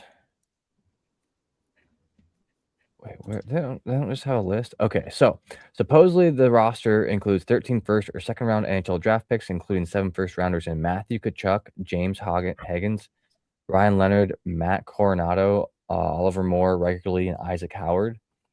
Matthew Tkachuk's gonna be there. Drew Commesso, Will Borgen, Justin Falk, Mason Lohrei, and Isaac Howard. I think I said some of these guys already. Sam Lafferty, Connor Clifton, Isaac Howard, Ryan Lindgren, Dan Nelson, Max Plant. So yeah, this is not listed very well. This is from teamusa.usahockey.com. So not a lot of NHLers, but not a lot There's- of relevant NHLers. I think the majority of the relevant NHLers are either really Matthew tired from Tkachuk, being in the Mahomes. playoffs or are still in the playoffs. Yeah, and I don't think Brady can go over there until the playoffs are over. Oh, here's the roster. Duh. God. Okay. Is there anyone I missed? Max Sasson, Alex Steves. I said that already. Anybody? I think he plays for the Blues, I believe. Sam Lafferty. Who was Alex that Steves? again? I just said. Is that Alex Steves? Is that not a Blue? Hoff Is that Bruins. not a Blue? Did he not play for the Blues? University that's of a Notre Bruin. Dame. Oh, he's a Bruin. Oh, Bruin. I'm dumb. Max Sasson, Vancouver Canucks. So something interesting to note here, relevant to Columbus fans. Matthew Olivier lists his hometown as Columbus, Ohio. I saw Not that. Biloxi. Yeah, he's going to be there for a while, isn't he? Yeah, he's a staple now. I think the fans love him. Wyatt Kaiser. He's the next Jody Shelley. Yeah, like that would be kind of cool, actually, in my opinion. Yeah, Wyatt Kaiser plays for the Blackhawks, I guess. So here's an AHLer. Isaac Howard plays for Bakersfield Condors. There's one college kid and 2 AHLers. I know that from the NHL. That Oliver Moore, he's a Big Ten guy. He played for Minnesota. Moore. So That's for true, yes. He played for Minnesota. So he's a I don't think there's any Flyers on this team. There's not a single Flyer or former Flyer on this team, so I do not care. Got knocked out. So, like, I wouldn't ask them because they just finished their season. Hey, like, go to Switzerland.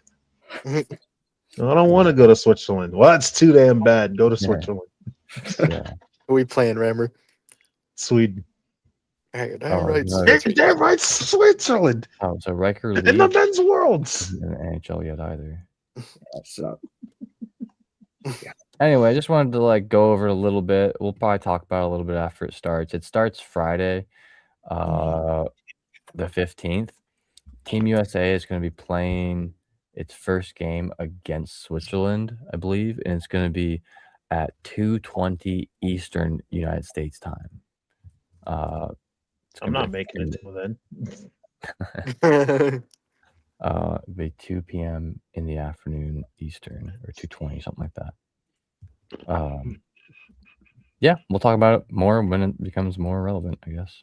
I believe Macklin Celebrini is representing Team Canada. he is. Oh, yeah, I could look up that real quick too. And I mean, I have the lineup on here. This might not be as accurate. Well, it's from Team Canada, so it might be pretty accurate. But I do know Jet Greaves is going to be there.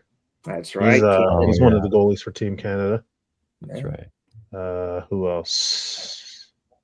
Darnell Nurse, Evan Matthew Bouchard, Barzal, Fraser Minton. Denton Matejchuk. He's going to be Denton there. Matejchuk, Blue Jacket. Damn. Who else? Dude, all- Canada's got more relevant people, I think. Yeah, Matthew they, I mean, Barzal, they they got definitely Mark have a lot Scheifele, more. John Connor Brown, Tavares, Dylan Robert Cousins. Thomas, Matt Barzal. Tavares. Did you say They that? straight up sending a super team against Matt Kachuk and friends. I mean, Evan it's Bouchard. just, yeah. Goaltender, that's probably going to be the Darnell Nurse. Zach White. that's probably going to be the Achilles heel there. I mean, any one of those three can go off at any moment. Cam Talbot can be a Former be that Flyer guy. Cam Talbot, by the way, You know, for same like 2 games, for like 2 games, but he was a Flyer. It's not. I'm not. You can't take that away from me. Same Cam Talbot Morgan that the Blue Riley. Jackets put 5 on in the outdoor game. Ryan Fraser Minton's going to be there. Yeah. Yeah, there's no Flyers here. I mean, Where are the Flyers? I mean, Yeah, they're any going- team that was in the playoffs at all, like I don't think they're going to be there for find them yeah. unless they went out first round. Yeah, that's true. That's why I was. Yeah, the Bruins are good at that. Yeah. Well, I mean, what? So, what's the excuse for Brady Kachuk not being there? I mean, he got swept by Carolina just like how we did. And he's hurting. His hymen hurts. It could be legitimate. Like 'cause a lot of those guys, if they go to the playoffs, they're ignoring injuries. I mean, look at what happened with Connor McDavid. Look at what He's not happened. with I mean, honestly, anybody that went to the Olympics probably is. Pretty much anyone who is in the torn playoffs at MCL? all is not on the team. Doesn't matter if you got swept first round or not. It seems because Connor McDavid would be on a team. Didn't Zadorov play with like a torn MCL? Yeah. I heard that. That's And Pasternak was like, "You guys aren't fucking showing up. You got guys playing with a torn MCL, and you guys aren't fucking showing up. Embarrassing. You suck. I'm out of here." Yeah, he did somehow say that, which is why I hope he gets to see. If anybody gets it, it's him. Yeah. I think it will be him. So Brad Treliving and Jason Spetz are the coaches, the managers. Brad Treliving. I didn't want to laugh at What is that. But Brad Treliving, of all people. Oh, I thought I mispronounced something. I think John Van Beesbrook is playing for, or not playing, but I think he's like a director of hockey ops for Team USA, which I don't know if it has anything to do with anything, but he was a Flyer. So Yeah. I will. Yeah, Rick Nash helped him out this last Olympics, or was it the Worlds? Last year's I Worlds. think it was both. Right on. Might have been both, actually. Misha Donskov is the head coach.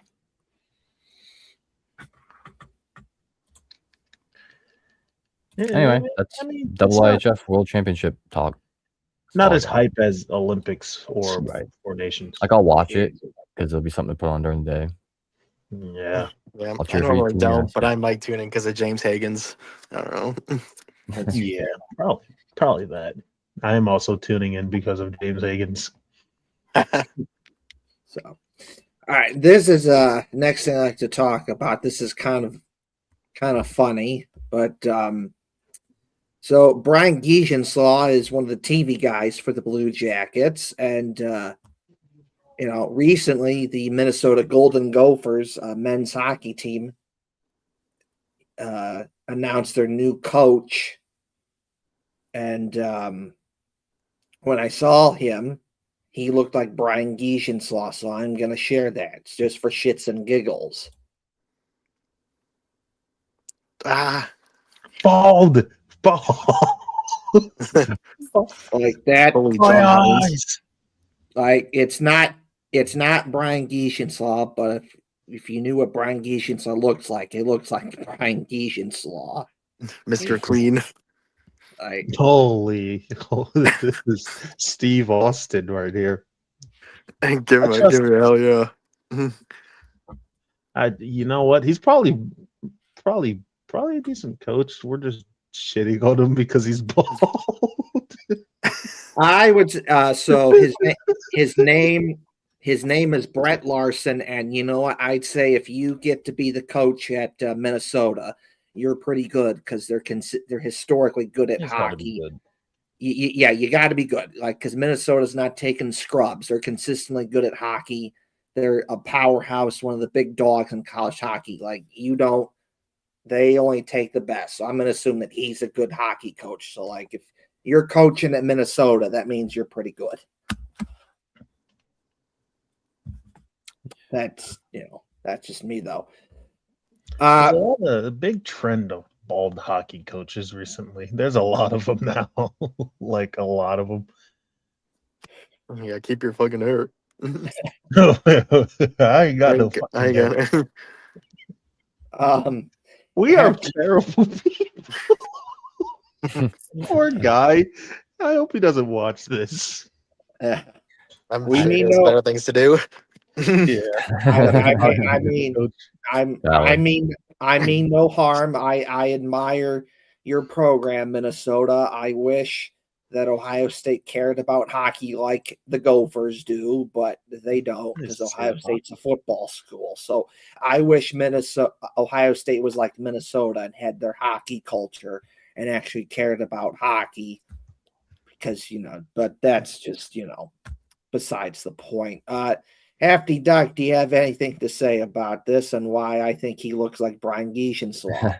I will mention that absolute zero offense to this fellow, Brian Gieschenslager is a little bit more handsome. It's the style. Gieschenslager has great style, and good eyebrows. That's all. Well, I understand. I get it. They're bald with goatees. Yes. Yeah, that's a dude. Bald guy, bald coach with a beard. Have you not noticed that? That there's so many coaches like that in the NHL. Yeah. I mean, if I went bald, I'd grow a beard too. I'd at least have something to distract you from the shine. Well, if I can grow below his lip, why can't it grow on his head? No. Damn. Okay. So for context, It's gotta look like him. Yeah, so for context, Brian Gieschenslaw's on the left, and yeah, that's so when I saw the Gophers' new head coach, I'm like, that guy looks like Brian Gieschenslaw from the Blue Jackets. Yeah, to be fair about the eyebrows thing, he gets makeup for the show and gets made up by the people backstage. Is that Jean-Luc Grandpierre? It is. Yeah. Is that Adam Fantilli? Yeah. Is that the Columbus Blue Jacket? Is that Adele?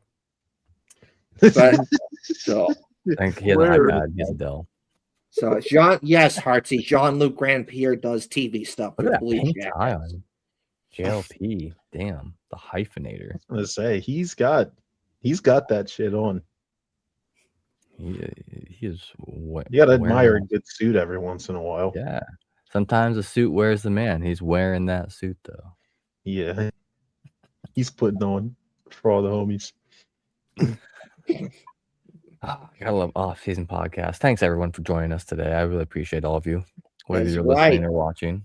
But we're not done yet. I still have some stuff for shits and giggles to throw out there. Just for fun. So, it's constructive criticism, but it's a meme. Is your hockey rink good? Minnesota, yes. Notre Dame, yes. Wisconsin, yes. Michigan State, yes. Penn State, yes. Michigan, yes. Ohio State, no. What? What do you mean it's not good? Have you? The shot is awful, Heartsy. It's not a good place to play hockey. You're playing hockey in a basketball rink. Just play hockey at the shoe, bro. Well, well, have already. The Blue Jackets did do that, and the Blue Jackets did do that, and it was cool, and I was there. But that only happened because of the Blue Jackets. Ohio State doesn't care about hockey, and they would never do that to Ohio State. Unbelievable. you know. Well, So, you know, it's not like they can't afford to build a new one. they see. Here's the thing about that. Is that so? We've had Jason come on the show before to talk about this. Is that Ohio State? They're doing this half-assed approach where it's like they acknowledge that they have to be better at hockey. They acknowledge that they need a better hockey rink, especially because the women's hockey team has played in 5 national championships and won 2 of them. And, heck, even the men's hockey team has made some NCAA tournament appearances, and they went to the Frozen Four in 2018. You win the Big Ten regular season in 2019. So, there's something there. So, Ohio State acknowledges that they have to be better. So, but what do? This is what Jason has said, because he's got some sources to Ohio State, and basically what they're telling him is Ohio State's doing a half-assed approach where it's what they want to do is build a rink for the women, and then the men still get to play in the crappy shot. And it's well, that doesn't fix the issue. Hold on. Does. Hold on. They're going to build a new rink for the women only? That's what they want to do. Why not just make one big nice one for everybody? Yeah. That popped in my head the second you started saying that. Why can't the men just play where the women play? It's not like it's not like we're living. It's not like we're living in times where fucking men and women are fucking segregated. Just fucking play hockey. Just play the fucking sport. It's because they want to make it smaller. No. Because it doesn't matter if it's smaller. Is the ice 200 feet long? Well, no, I meant for the stands and everything. What does it fucking matter? Because Hearts 200 feet long or not? Because Hearts winning would have more draw anyway. Yeah, but here's why. Because when you look at what every other Big Ten school has, they have a really nice hockey arena that's 5,000 to 8,000 people tops. That's perfect for college hockey. And what Ohio State NHL team. But well, yeah, but shenanigans. But but Ohio State doesn't do that. They don't have the nice arena where it's 5,000 to 8,000 people. The women play at an old, outdated Pee Wee rink that was built in the 60s. It's so bad that they have to go to a different building to go change. They can't change in that arena.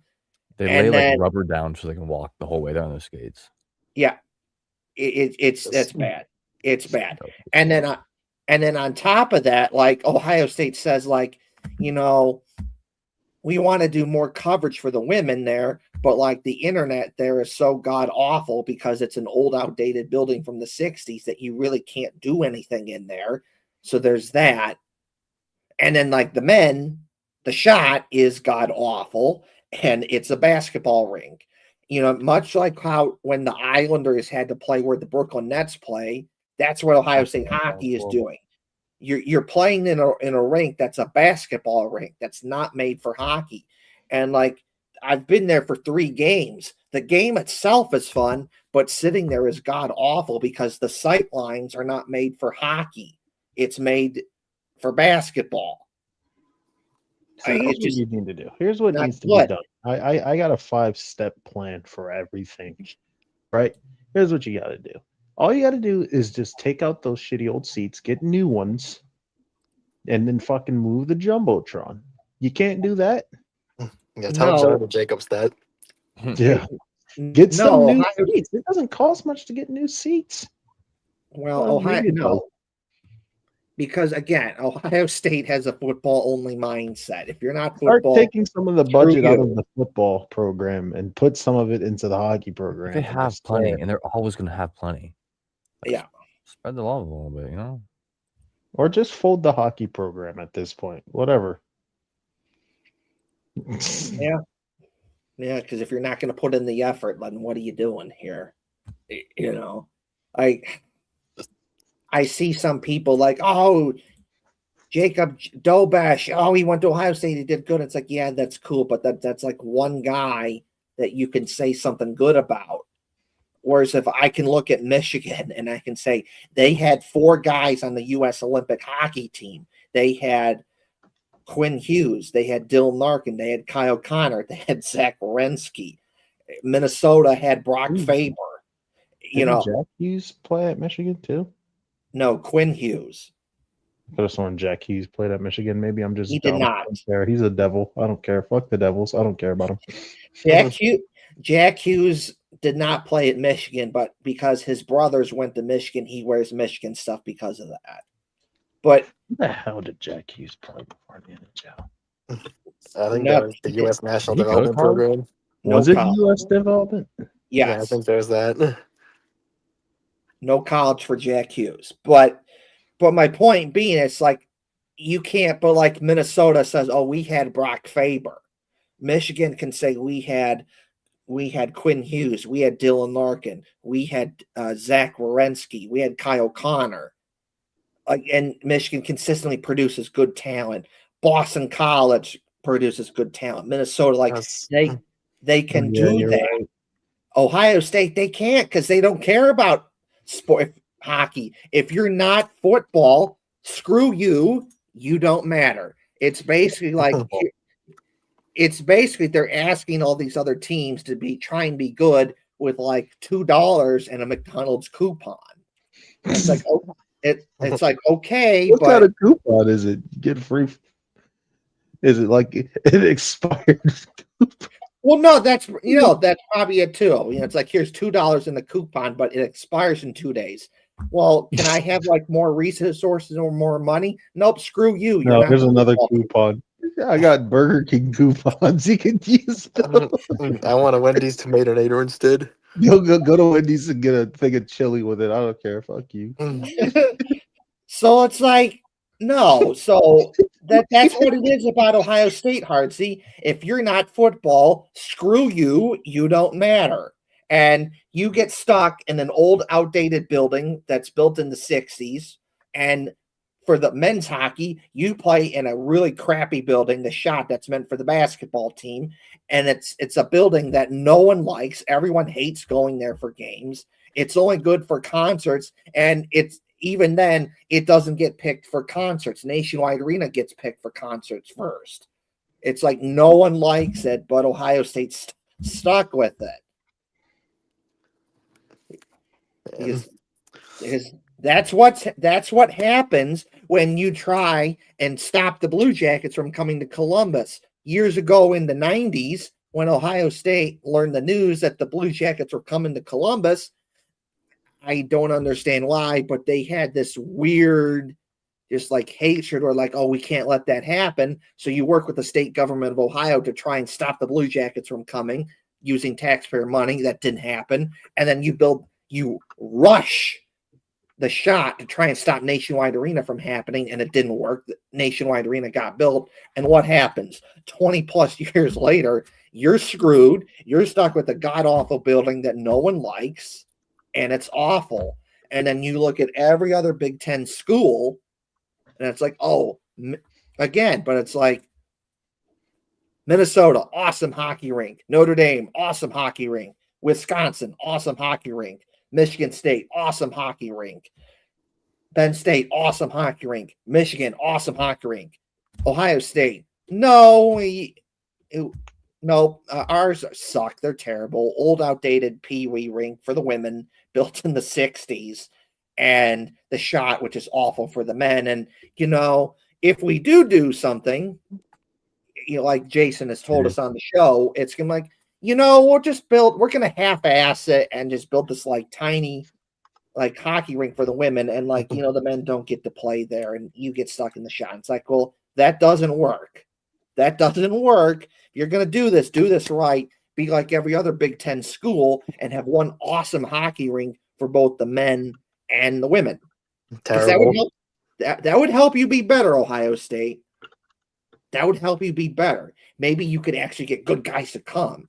And then you could say, Hey, we eventually we had a Adam Fantilli or we had a Zach Werensky, but you can't say that because you don't care about hockey or just sports not named football in general. You don't care. You're just a R.J. football sport. Umberger. Doo-doo. R.J. Umberger played at Ohio State. He did, and good player for the Blue Jackets, but that's like it's not Adam Fantilli, it's not Former Zach Flyer, by the Werensky. way. He's no Mason Lowry. Yeah, I mean, no. Bobby Lowry. But anyways, so I was gonna save this for next week's show because I'm like Hefty Duck's probably not gonna come on because he's coming home from Cincinnati. But then he's like, I'm coming on. I'm like, oh, that's great. That's awesome. So, hockey jersey concepts. Yeah. We have a couple of them here from Carter.Richard.Designs on Twitter. So he did a couple of them for the Blue Jackets. So first off, his take on home and away for the Blue Jackets. So blue jersey with white stripes and red stripes with red shoulders. He uses a Kepi logo as the shoulder patch. And then there's a little white around the collar. And then the numbers are white outlined in blue, flag logo, stars on the sleeves. And then we got white with a little silver, a little red. And then the white one is white with red, then blue shoulders. And then Kepi logo, flag logo, stars. You got the little red, the silver, the blue. And then it's blue numbers outlined in red. So I like this, and we'll get Hefty Duck in here because he's the designer. It's pretty cool. I'm I'm a pretty big fan of the one on the left. I mean, I'll even be okay with the little bit of extra red that's in there. Yeah. You have to judge it a little bit for that. Yeah. The one on the right is a nice touch, and I said this about another jersey, I think last week, how it's Columbus, and they have red, white, and gray, which is very similar to another Columbus team. And I don't think that's, I mean, I don't know. It seems like it's on purpose. I'm not, because even looking at the red on the right, it looks like more of a scarlet red, which is slightly more Darker. cooler toned. Yeah. If you can call that red cooler tone. But I don't hate it. I mean, it's a nod to the most viewed sport in Columbus. Yeah. It's not a professional team, but it is the most viewed sport. And possibly in Ohio. Yeah, okay. So I'm gonna rate this left one. I'm gonna give it a 6.5 out of 10. It's a passing grade, but the red does kind of throw me off a little bit. I like the patches. The one on the right, I'm gonna go with a 7.5 out of 10. I like the away jersey for once more. Yeah. All right, Hardsey and Wyan, what are your thoughts? Ooh. I like the one on the right more actually. I feel like it's not it's simple, but not too simple. You know what I mean? It does enough for me. Like the one on the left, a bit much with the red. Yeah. Just a little bit, just a little bit too much. But oh my god, I just got scared by my phone. I'll throw that over there. Loud ass Twitter notification. What the fuck is that? But yeah, the one on the left, tad bit too much red, but it's better than anything I could put together. So I'll give both of those a solid. I'll give those 7 big booms. 7 big booms from me. That's good. So, Wyan, have anything to say here? Yeah, I think the one on the left reminds me of like Team USA jerseys a little bit. I was thinking that, like Captain America type jerseys. Yeah, which I don't think that's bad necessarily, but yeah, I did notice that. Yeah, honestly, I'm not like the biggest jersey guru out there, but Honestly, I'll give them both a 6.9 for lulz. Yeah. So, all right, next up, let's see here. I just hope it's the ugliest thing you can think of. Oh, Oh, come on now. Okay, so There we essentially, so this guy, Carter.Richard.Designs on Twitter, did a light blue version, did a light blue jersey for the Blue Jackets. It's a light blue jersey. You got white outlined in dark blue. It's got the third jersey cannon logo on it, a little white outlined in blue, and then silver, and then white collar with the little dark blue. And overall, I like this. I really do like the light blue jersey. And if you wanted, and so then they may, and then this is their take on the god awful red jersey, which was here it's done better, where it's blue with white shoulders, and where it's the captain's patch is white outlined in red, and then the numbers on the sleeves are blue outlined in red. So like this is better, but overall, I really like the light blue jersey here. Yeah, I'm out of these two, I'm the biggest fan of the light blue jersey. I like that it's just blue. Yeah.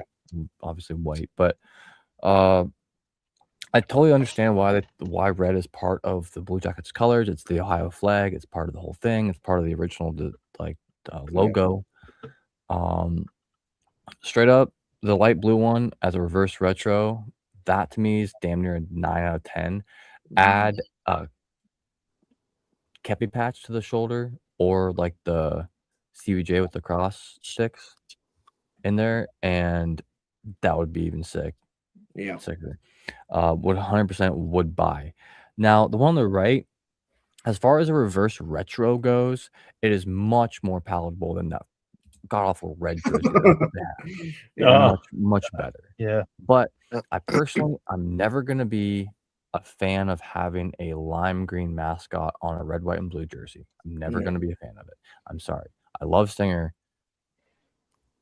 It's whatever. And I'm also never gonna be the biggest fan of the original logo. I understand it's nostalgic, but to me, it just lacks creativity. And I know it's kind of a product of the time, and obviously they changed the logo since for reasons. But as far as reverse retros go, this is my second favorite. This would be my second favorite if it were real, after the black and blue one. But the left one is like my favorite concept, I think, of a reverse retro. I love it because they're taking the little bit of light blue, making a lot. That's reversing the colors, not red. Mm-hmm. Not red. Anyway, 9 out of 10 left. 7 out of 10 right. So yes. All right. So we're a couple more here.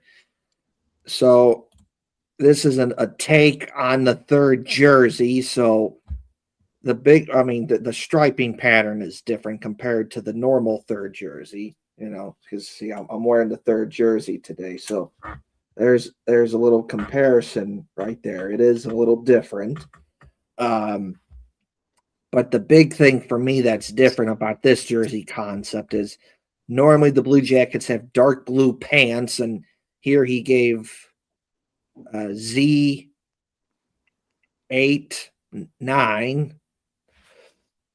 is the person that made this, gave the Blue Jackets third jersey light blue pants with silver outlined in blue. And I do like that. I like the light blue that kind of helps break up the blue jersey. So I like this. I think it's pretty good. But my favorite thing about it is the light blue pants to go with the dark blue jersey.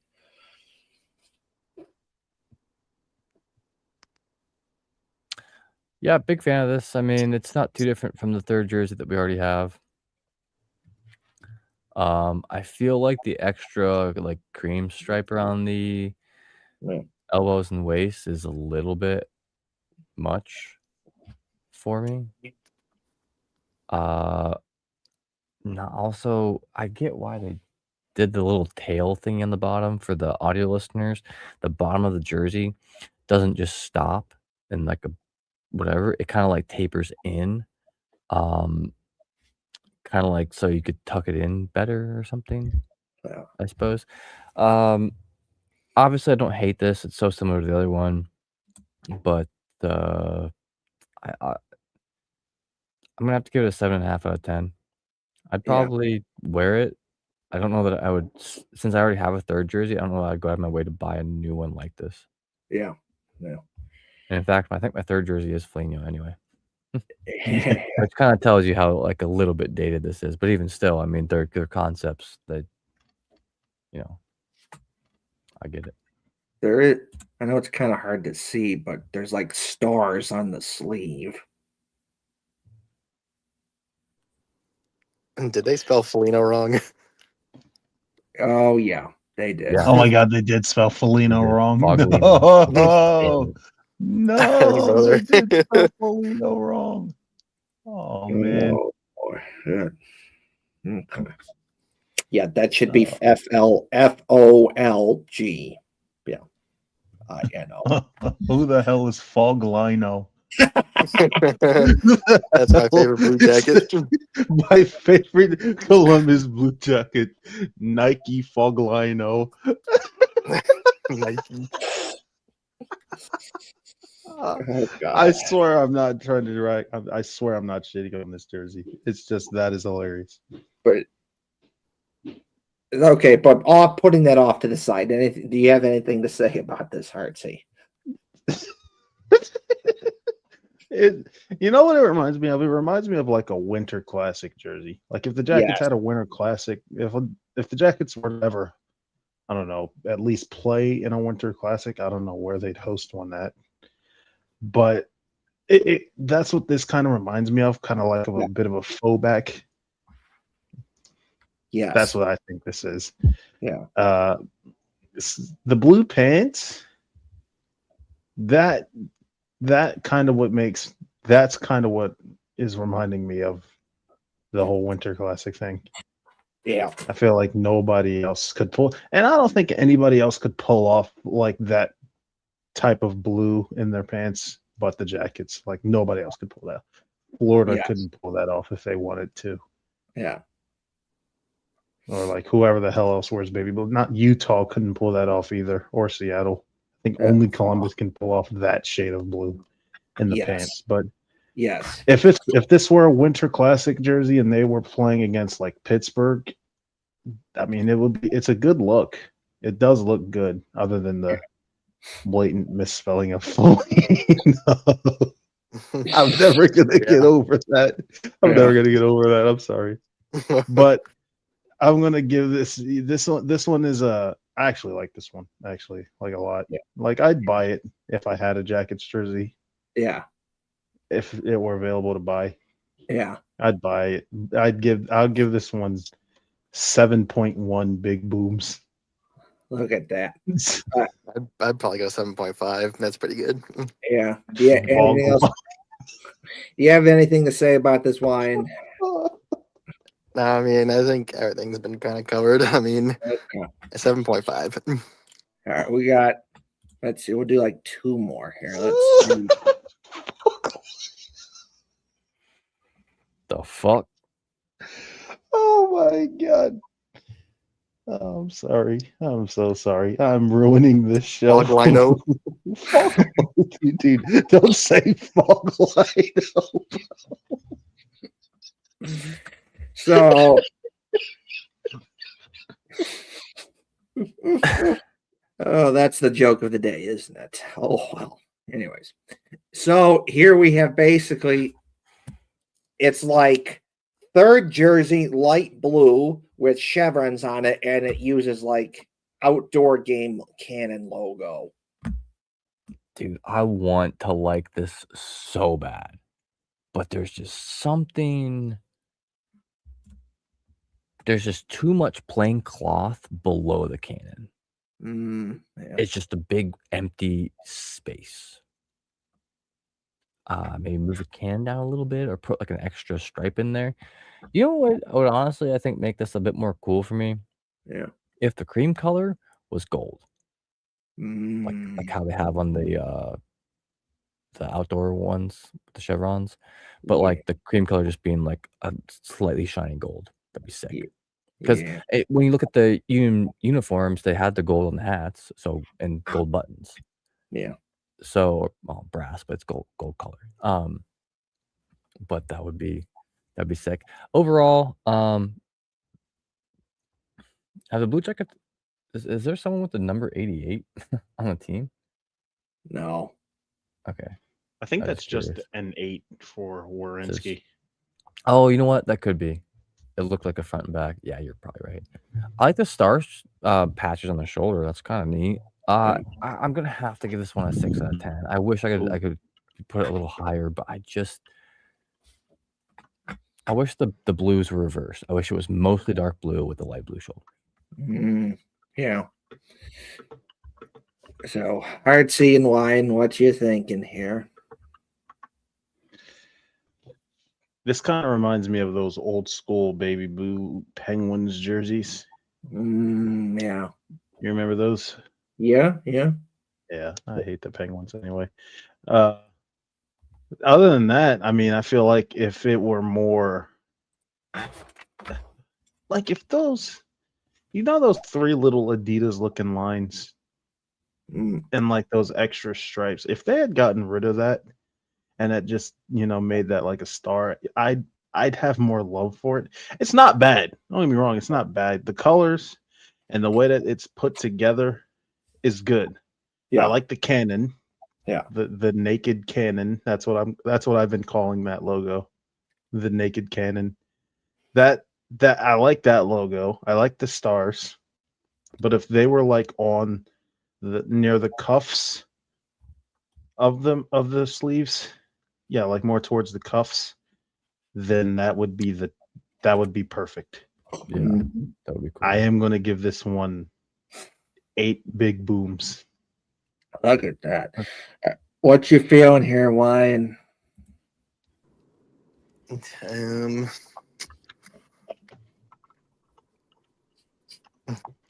Yeah, I will say the cream color is a little bit like off-putting, I guess. Too Yeah. creamy. I would say like probably I'll say 7. Okay. Let's see here. Ooh, let's see. You know what? Yeah. Wait, I want to see that one. That one looks good. All right. Yeah. We'll keep reviewing some of these. All right. So we got basically white version of third jersey. Basically, my minor nitpick. It's a little too much silver on the cannon, though. That's just me. But I think that's pretty good. So basically, it's white. It's basically a white version of the third jersey. Yes. I like most of this. I want to like more of it. Yeah. Oof. All right, I'm gonna It's that start at the extra bottom blue stripe. and work my way up. That's Yeah, killing the my extra vibe. layer of blue, like a fat blue stripe at the very bottom of the waist. Maybe with pants, like matching pants, it might look better. Yeah. But there's one or two too many stripes. One or two. In fact, so it's the bottom one for this one, and then around the elbows too. The top two stripes, that's top silver and dark blue, man. If they just didn't have that, it'd be a lot better. I'll give this one a 6.8 out of 10. I like the idea of it, but not the execution. Yeah. Wine or Heartsy? Ooh. Let's see. I actually, this one is another type of winter classic look, Yes. which again would look good outdoors. But I think Hefty's right with that extra blue on the sleeves and on towards the bottom near the waistline. Yeah. Kind of overdone, but Yeah. I mean, what can I say? Again, it's better than anything I could ever put together. So I'm going to give this 6.7 big booms. We're Costco guys. Anything here to say, Wyan? Yeah, I agree with Lance. I'm not a big fan of the bottom at all. Yeah, It kind of feels like filler to me. But yeah. yeah, I'll go 6.3 big booms. All right. Boom. Let's see here. Okay, so we'll go this one right here. Basically, light blue jersey, and the Ohio flags are on the sleeves. Dark blue outlined in the cream, but I really do like the Kepi as the main logo on this jersey, though. This once again, I think this is a really cool concept. I like the idea of it. Is there like a two-tone blue going on in this between the shoulders and the shirt, or is it just the seam? Oh, so kind of. It's a different material. The shoulders look like they're kind of more mesh due to shoulder pads being there. I want to like this, but you can not change the Ohio flag. You just can't. It's like, Yeah. I mean, if you're gonna do it, it has to be all one color. Like if you're gonna do black and white, make it all black and white. Like you've probably seen the American flag, which is just like all black stripes, all black, like whatever. It's just that's one thing I just don't think you can do properly. And in any case, if you were to do something like this, so in the flag, the actual Ohio flag, US flag too, the blue is darker toned than the red. So if at the very least they would have reversed this and done the light tone for the red and the dark one for the blue, it would be a little bit better. But man, I want to like this, but I like the center logo patch. I'm gonna have to give this one like a 6 out of 10. I enjoy the idea, but it's just not executed the way I'd like it. Artsy and Wyan. But yet, you know, like the hometown remix jerseys that the MLB is doing and that the NHL is going to do, or I don't know what they're called. City Connects, basically. City Connects, yeah. Yeah. What did I say? Hometown remix? Is that what the NHL is going to do, or yes? What does it matter? What does it matter? That's what this is giving. It's given that kind of vibe. I like it, actually. I kind of like it. Like for a hometown remix type jersey, I'll give this one 8.9 big booms. Although I don't know who number 29 for the Jackets is. I think you guys got Nathan McKinnon somewhere in an alternate universe. Is 29 does not exist right now. It does not. It's a good number. It's not the right number.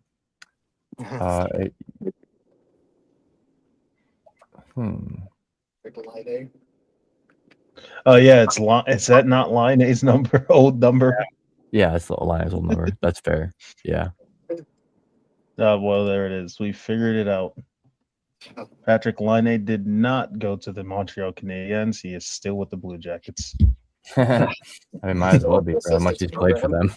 No, I think he's done nothing. He's going to get carried to an Eastern Conference final, isn't he? Dude, I wish it would have worked out. I wish all that shit could have been cool. But too much. It's always Tort's fault. Right. That's why Vegas is doing so well. Yeah, it's Tort's fault. Mitch Marner's not a playoff performer either. Yeah. Well, fuck you, Toronto. Why? How many big booms? I'm gonna give this one 7.1 Keppies because I do like too much of the Kepi logo. Yes, good logo. big hat guy over here. It's true. No. We're not talking Wait, about that. no. Go back. We're not talking about that. We're not talking about that. He doesn't. You already put it on the screen here. You Too might bad. as well. We're not talking We've about already talked about this one, didn't we? it. You might as well just put it back on the We screen. did. So you, 'Cause it was the pants. It was the pants. if you're gonna dunk on it, you might as well dunk on it. Put a little water on it. Rub it all underneath your armpits.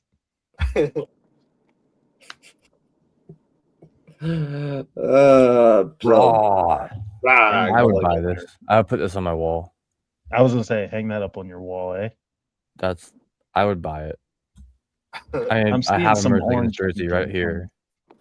I'm always going to be an Ellis fan. I don't give a shit what people say. I like him. I think that he's actually got a really good attitude. He's good when he's good, and most that? people don't want to say that because it's He's Elvis friendly. Merzlikins derangement syndrome. Oh, that's a sick puck. Yeah. Those would sell at games. They should just throw the third jersey colors and more shit. Yeah.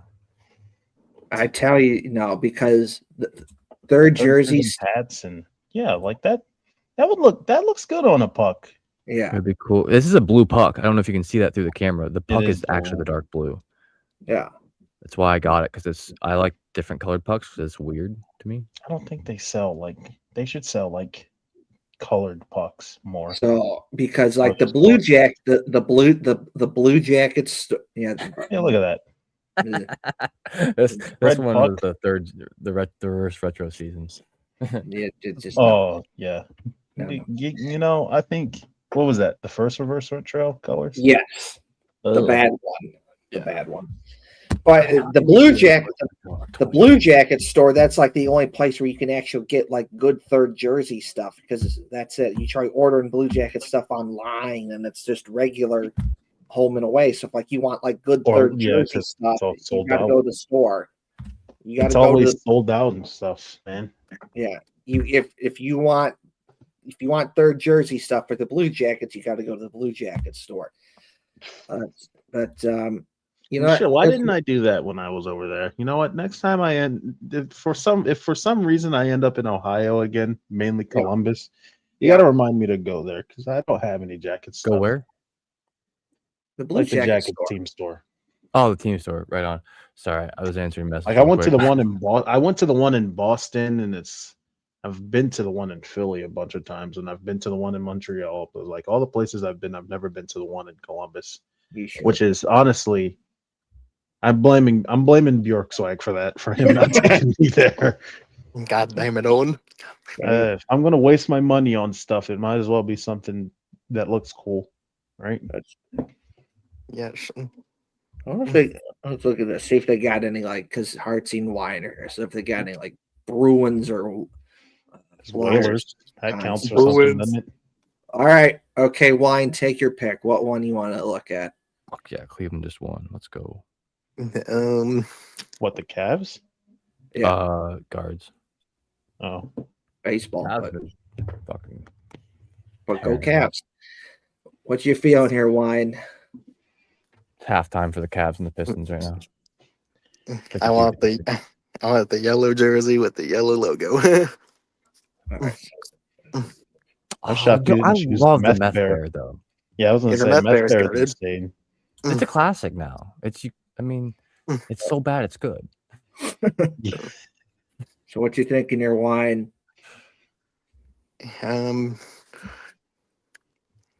Yeah, pretty decent, I think. Oh, I didn't realize the numbers. That's actually kind of sick. The numbers are spoke, yeah. Oh, I like that. Which Winter I think Classic is based off of? That's what is with the 8? What is with the numbers though? Is that I think that's by design. Yeah, it's Yeah, supposed to be like like the spokes on the logo, I guess. Yeah, do you see that? Oh, okay. Yeah, I was just wondering like where they got that from, if it was like something I just didn't know about, some sort of history behind it. Yeah, it's just that I think. God. But yeah, if you want to look at the Meth Bear, that's fine too. I think you have to show the people on stream the meth bear. Yeah, Right, for those of okay. you listening, I'm sure many of you already know the design we're talking about, but I know it might be a weird Google search history, but just like Meth Google bear. it if you don't know what we're talking about. Bruins meth bear. Just look Yeah, that up. not Did you the mean not the cocaine cocaine bear? bear. That was like a weird movie or Yeah, something. Yeah. no, not cocaine bear, meth bear. Yeah, totally different.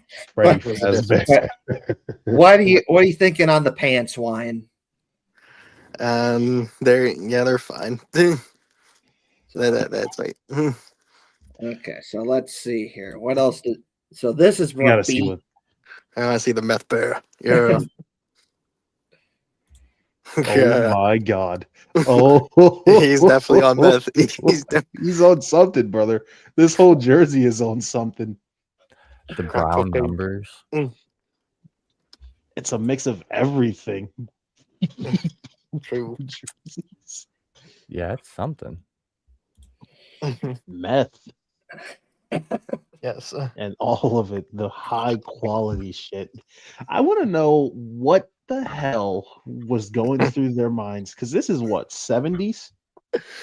Is that when that? Yeah, like 70s or 80s, I think. Yeah. I Drugs. think it was more. Yeah, it's got to be What are you 80s or talking 70s. Back when back when the meth was pure and all natural. They When had there to was do meth in the something. locker rooms. Yeah, when they were doing fent on the bench. Fucking Christ. I think this one's pretty good. Kind of an old school look, like a winter classic outdoor game. This jersey already exists Oh my god. with the 100-year jersey. They already did that. Ah, yeah, This yeah, is what it is. Yeah. Looks good. I like the It is pants. carbon copy. Who ripped off who here? And themselves. Probably. Okay, so okay, Hartsy. Let 1-1. ooh, I kind of like this one too, but It's literally 1-1. Like Yeah. Good Yeah, God. yeah. show off. It's called Bruins. Yeah. B for Bruins. Let's see. Let's look at what they have for the Flyers here. Let's look for the Flyers. Yeah, Whaler stuff. Look for the Flyers. Flyers. Cleveland Barons. Okay, look, there's the there. Flyers. Okay, Hartsy, Really what you picking here? Oh God, these are all horrible. Let's go with the black one in the middle. Let's see what they did. They have Voracek on it. Let's see it.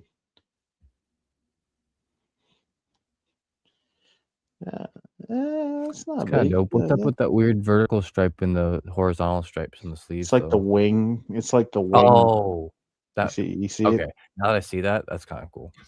Yeah, they do that a lot. There's a lot of jerseys out there that do that. I feel like this is a jersey you're never gonna see the Flyers wear. That's why it's such a good concept. I feel like the Flyers are so simple when it comes to their jerseys. It's like, we got it right the first time. Let's not touch this shit ever again. Yeah. I want to see, but just like they got to do the cream jerseys over there. I see that. Okay, but this is what it is with the pants, though. See, you put it all together and it doesn't look too crazy, but this looks like some Futurama shit. Tron. Yeah, like something straight out of Tron or Yeah. some Back to the Future, if the Flyers existed in Back to the Looks Future. like an 80s vision of the future. Exactly. This is synth wave jerseys. Yeah. That's Let's what see. it is. Okay, so this is so Kevin cream. Hayes. Oh my God. The orange pants. Yeah, orange Oh my pants. God. People Oh have my been God. wanting all orange. You look like a pylon skating around. Yeah, in this. they look like they're doing construction here. And But what is that? what Does that about- say Broad Street on one of the sleeves? But what, Hartsy? What about orange pants that people want? No, I don't like the idea of orange pants. I think a lot of people are, I don't know, like on Twitter specifically. And I know, and they should know exactly what I'm talking about if they're seeing this. They want to do all orange, and I just don't think orange pants looks good on the Flyers. I think it's orange and black, not orange. Ignite the orange. Right. But I'll say this though, I think they could pull off the all orange look better compared to the Ducks because it's not so in your face. Well, the Ducks just can't do anything right, can they?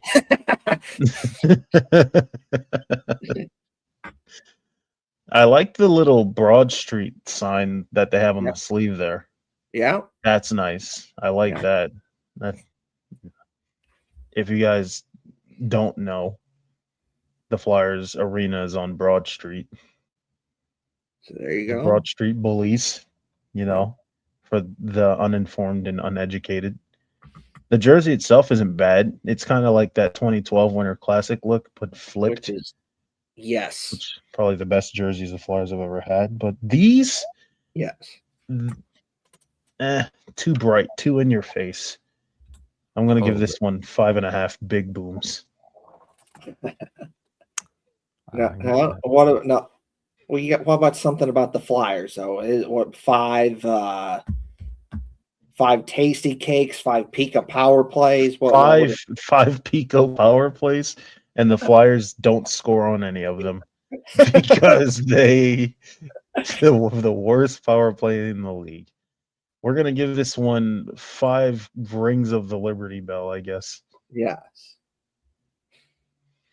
5 people doing Fent in Kensington. What about this one right here? The orange is okay. I mean, orange directing traffic a little bit, but yeah. Yeah, it's the pylon look. Plus, I think the orange is off color too. I think they tried to go for the burnt orange look, and they didn't burn it enough. You gotta really burn it, like char the orange a little bit. Yeah. But this doesn't look bad either. But if this looks a bit too much like Nashville-ish, this would look good in Nashville colors. This looks almost too much like the Ducks. It does. It's too duckish to me. And I hate the Ducks with a passion. So, not bad. I'll give this one 1975 big booms. That's all Penguins fans have said in the past 3 weeks. But it's it's annoying. But it's like, dude, shut up. We knocked your ass out of the playoffs. That's what I would be like. Oh my God. The Flyers. Don't say that to Penguins fans. They will fucking piss their pants of anger. No, I don't want to bring up anything bad feelings or anything, but like how did the Flyers get swept? They had 2 of those games almost. Like just even getting one of those overtimes, they could have stayed in. Carolina, man, they're too good. They are really good every fucking year too. They're gonna find their way. Did that say fucking Carter Hart? To be fair, when you see yikes. When you see they got swept, you gotta look a little closer because of those overtimes. Yeah. I feel like that's less bad than just losing 4 out straight. It's not like they were all blowouts. No, right. I think the hockey guy said it pretty darn well. The Flyers made Carolina work for those 4 games. But they did. They did. I mean, that was a way tougher series in Ottawa, and you could tell. Yeah. Carolina was kind of on their heels a little bit. But it's the mistakes, it's taking penalties, it's letting Carolina do Carolina stuff and just winning. We'll be back though, we could probably wrap this up. The Metro's going to get even more worse. I could see the Flyers and Jackets playing each other in the playoffs next year. That's right. It'd be a good series. The Penguins ain't making it back. Rather the Flyers make it than the Penguins. Yeah. I hate the Penguins. I'm gonna check my bookmarks for like 2 quick things, see if there's anything else to post before we get out of here. Let's see here. Check the bookmarks, see if there's anything.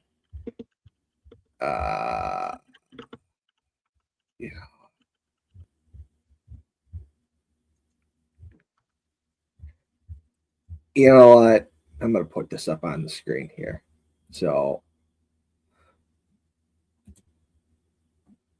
the McDonald's in Canada is these cool like mascot toys, and I think it's cool. Oh, that's dope. Oh, And, are like, these real? yes.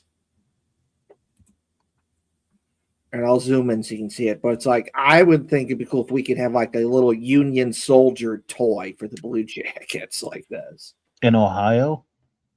Yeah. But no, this is only Canada. So I don't know, dude. It's giving AI. it's real.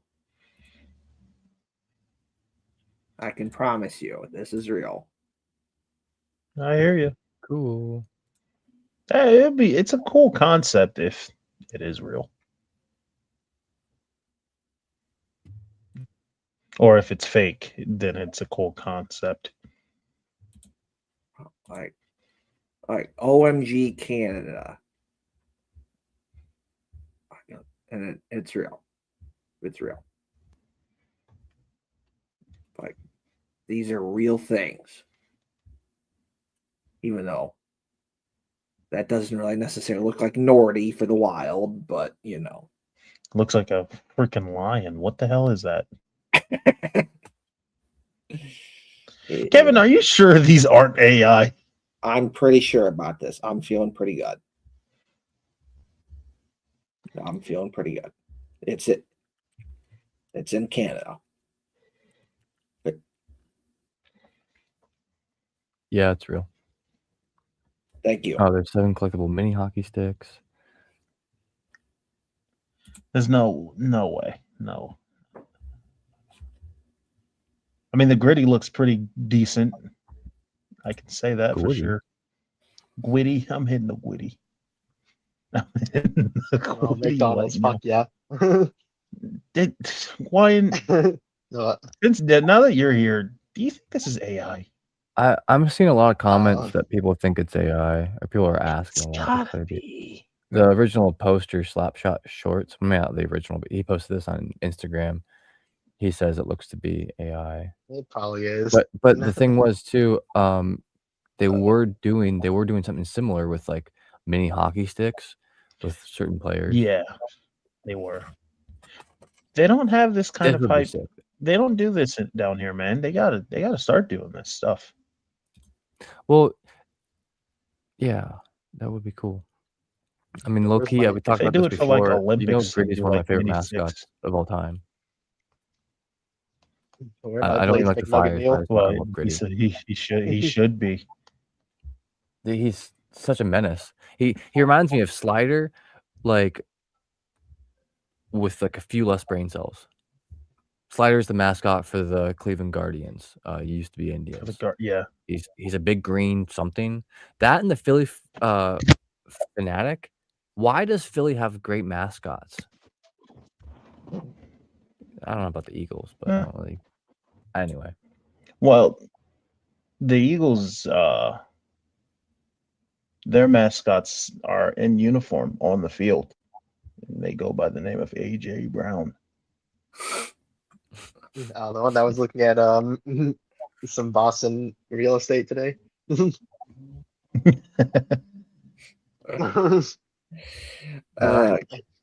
that might be a yeah, source. He probably was. Yeah, no, it's not sore at all. But as a matter of fact, please take them. Like Bengals, Browns. It's the worst kept secret in football. Right Patriots, now. Somebody just take them so we can get over with this shit.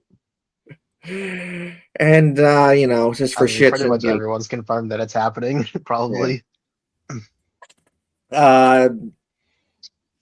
Just for shits and giggles, using a SpongeBob meme here. So the Krusty Krab is the good restaurant, and the Chum Bucket is the bad restaurant. So it says every other Big Ten's hockey facilities, and you have Wisconsin and Michigan State and Penn State, Michigan, Notre Dame, Minnesota, and then there's Ohio State at the Chum Bucket.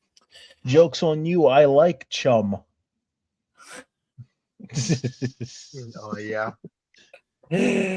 I wish it wasn't like this. I wish Ohio State had good hockey facilities and they were the Krusty Krab. But Well, you they're got to shift into maximum overdrive and steal the secret formula so you can get good hockey facilities.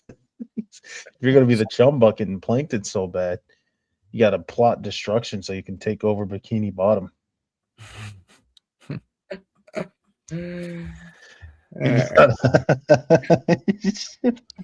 You should have gotten the turbo, brother. We're gonna check the bookmarks one more time. We're gonna check the bookmarks one more time. See if there's anything else. We got two wines. Oh my God, there's 2 Wyans. Oh shit. That's awkward. I don't know what's going on with my Wi-Fi right now. Yeah. Oh, Let's see. put yourself in a clone machine, Brady style.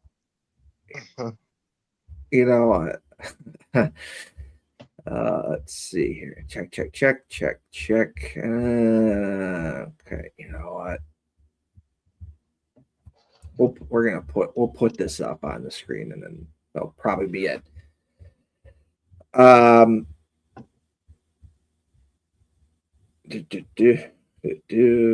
see here. Also, unrelated subject. Yeah. I know Brutus is supposed to be a Buckeye, whatever. Yeah, Buckeye nut. Yeah. This has gotta be top 5 smacked ass mascots I've ever seen. Yeah. You like it? He's got the biggest lat spread in this picture. He's beefed up. He's all beefed up in this picture. He's got a big ass lat spread. Yeah, look at that Badger, dude. Are huge. He ain't got them thighs. Yeah, the Badger's got. That's why you shook it at Stinger. Yeah. That's W yacht over here. Yeah, Brutus got cheeks, bro. Yeah. And of course, probably our favorite logo, if it's not Ohio State, is the Gopher playing hockey because it's funny. It's just top tier. A Gopher playing hockey. Look, you got, the hockey stick and the gloves and the skate, and it's just a goofy looking Gopher, and I like it. He could quarterback the Flyers power play, honestly. We do need a power play quarterback, please. Briere, do something. Go get Ristolainen and like it. No. Ristolainen. We borrow Werenski for like a couple games. We'll give him back. I promise. See, the Bruins need a true power play quarterback too. We need everything. We need a center. Can we borrow Fantilli too for a couple games? Hell no. We'll give him back. I promise. No, you can't have Adam Fantilli. What about Werensky? Can we have him? Hell no. We'll give him back. Come on, man. No. What about Charlie Kirk Coyle? Charlie Coyle.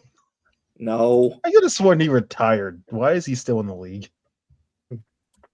I mean, he had a pretty good year for Columbus. A really fucking good year. He's top tier. He was really top tier. He's 4th in points on the team.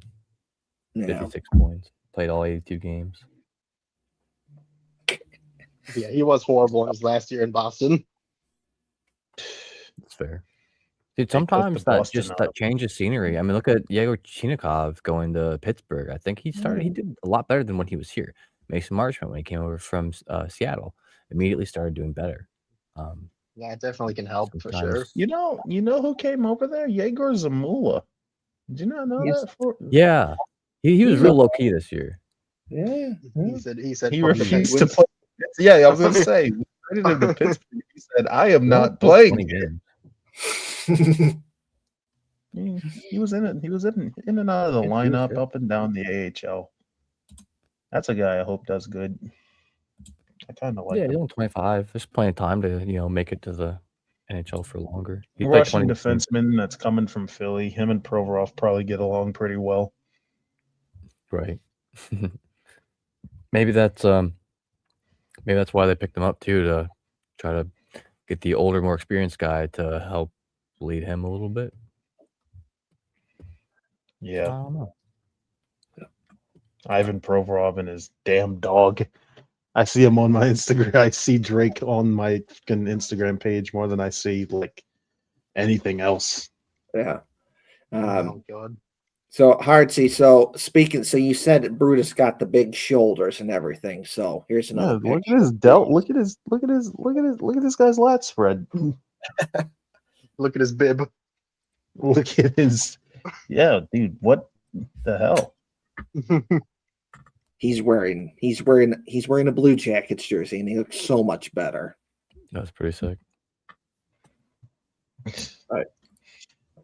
So there's that. I do want to say this though, because I saw this on Twitter, and it makes sense. Which is, Are you sure it makes sense? It's on Twitter. yes. Which is, put the Stanley Cup playoff logo back on the ice. Oh my God! Yes, yes. All right. Can I know why. I know why it's not on the ice. You want to know why? Okay, get in here, You know why? Hartsey. I can explain to you why. Yeah. You want to know who to blame for there not being a Stanley Cup playoff logo on the ice anymore? Yeah. Gary ESPN. Juman. Oh. ESPN. When ESPN, and this might not be that true. I don't know how true it is, but I know there is some truth to it. When ESPN got the rights to broadcast hockey games again and like the Cup playoffs, I think there was something about them wanting to put more space for digital things on the ice. Ugh. Like they wanted more space to put like digital ads and digital stats and stuff like that on onto the ice. And I'm not That's too what it sure is. how true that is. ESPN, we're in the digital era where everything is digital and on the field and on the courts. So I think Everything's a that was fucking gambling ad. everything. This power play is brought to you by FanDuel Casino Sportsbook, Kings, MGM. But I think it was because ESPN wanted to put more digital graphics onto the ice, and that's why they took off the Cup playoff patch. Stupid. So blame them. Yeah. Anything to say here, Wine or Hefty Duck? No, I think it's annoying. And if they were to make more room for graphics, like they should at least put that partially on the ice at sometimes for digital stuff, at least. Like Yeah. at least I feel like they stopped making the side ones as much in motion while the game's going on. I feel like that they're still digital, but I feel like they at least slow them down, if not stop the movement while the actions are going on. Because like, damn, that pissed me off. Yeah, it was So very distracting. Yeah. And you'll see it move. Like, I don't know, maybe I'm just imagining it. I'm trying to think about this last season. It started to kind of blend in for me at least, but still bombarded with ads anywhere you look. And besides that, man, the people who are the local people or whoever the sponsors are that are paying for the in-rink stuff, they should get to pay less because they're never featured on TV. Well, sometimes if there's a close-up down on the ice, you'll see the sideboards a little bit, but like they're getting screwed out of some of their reach with that. So they should be able to pay less, I think. You know what? Yeah. The whole ads thing, like it's not even just hockey and ESPN. I've noticed this on YouTube too. Like there's so many ads on any video. Yeah. Right. Everywhere. There's ads everywhere. Like you could watch a 20-minute video and there'll be like 5 ads. And you know what YouTube is doing? They're doing this thing where like ads will stay on the video and you have to like physically you have to hit dismiss. You have to hit dismiss on it. It's dumb. But yeah, bring back the Stanley Cup playoffs logo. I think NBC was the ones that put those on there.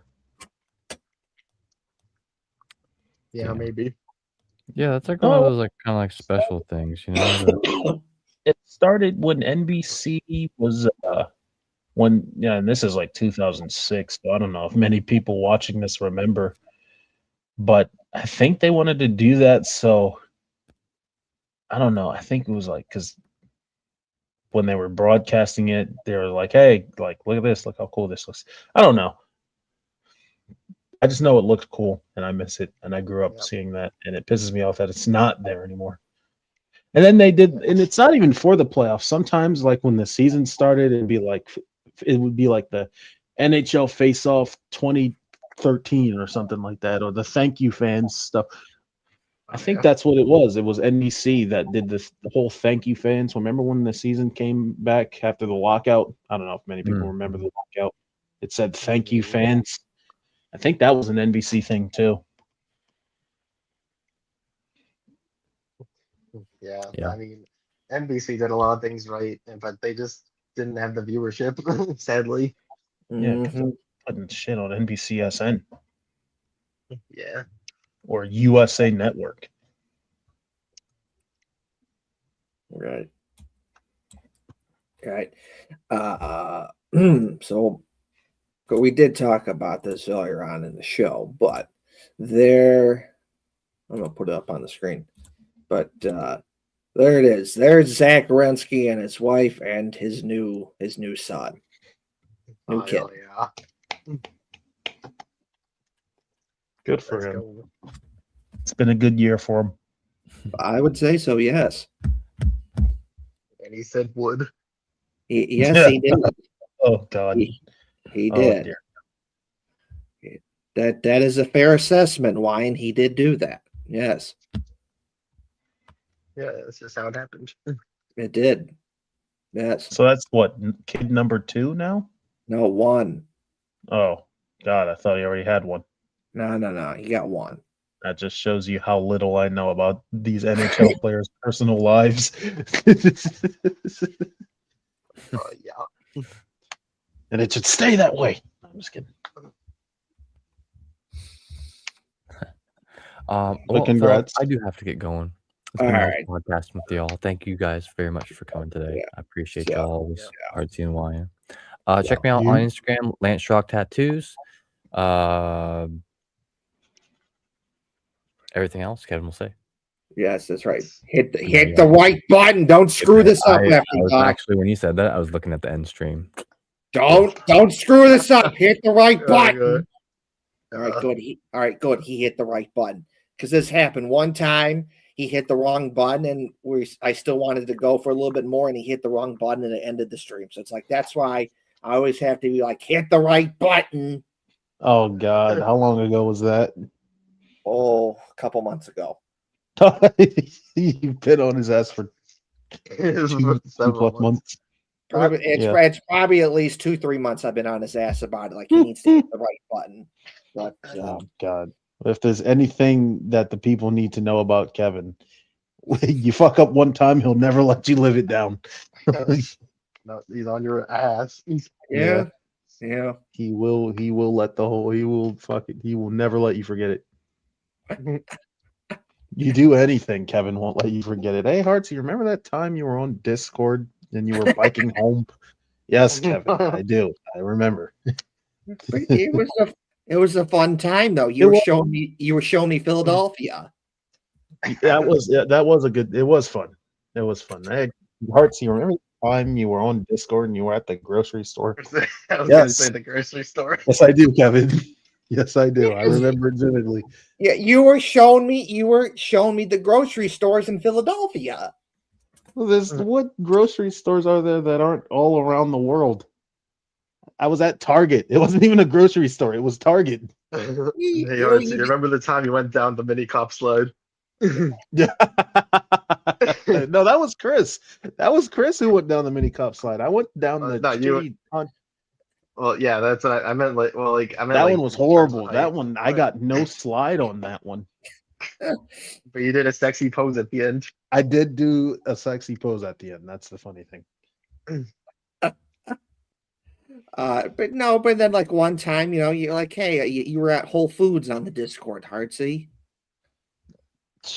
See, I don't even remember that, and you do. How do you remember that, and I don't? He's got Kevin absolute remembers safe. everything. Kevin Not is exactly. surveillance footage. This guy is literal surveillance footage. He's got everything. He's a He's a government spy. plant. Yeah, I was going to say he's a Russian spy, and we need to stop him. We need to put a No. Valentine. That's right. Yeah. Yeah. Um, Opa. so- yeah. Um, so let's see here. Okay. Well, So Fog Lino. Fog. I know. How can you misspell? No, I don't blame him. I've No, I misspelled do. Foligno. I know. I do blame him because he was their captain for like what 15 years. Like, I don't Yeah. know. When did At Foligno least get to 10. Columbus? Like 08, 09? no, 2012. But it's still forever ago. But he Was was captain years.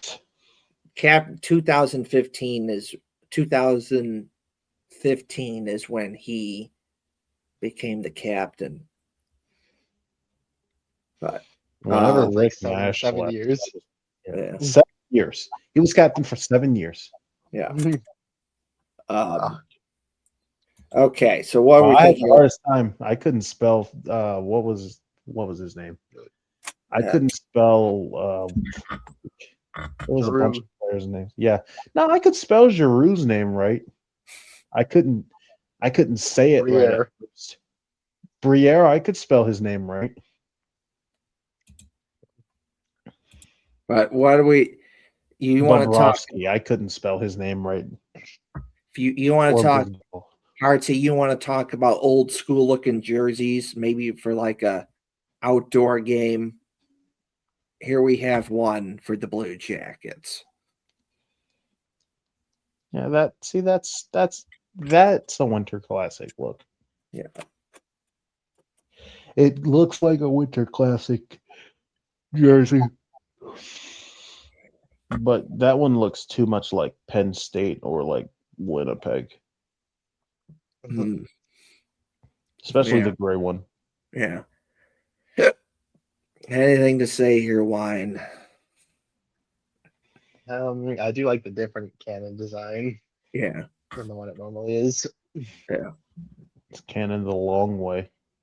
Yeah. Let's see here. Have we got anything else to cheer for? Oh, okay. Look at this. Slightly, if it loads. All right. Slightly different version of third jersey. It's more cream on the shoulders compared to what the Blue Jackets third jersey normally is. Is that Nike? Yeah. It's yeah. I think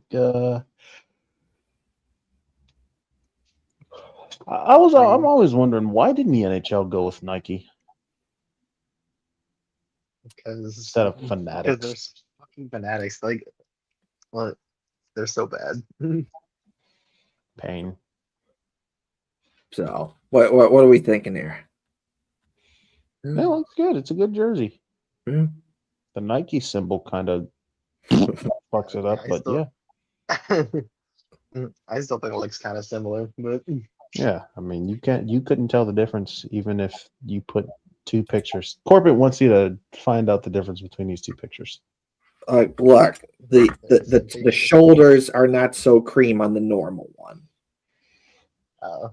Yeah, less creamy. There's not so much bit. So here, it's very little vintage cream here, and it's more vintage white cream. so not cream team. Yeah. So that's that. Let's see here. I would say it's more off-white than cream. Off white. Okay, vintage off white, basically. Yeah, But, discolored white. this Why are color you white? Why?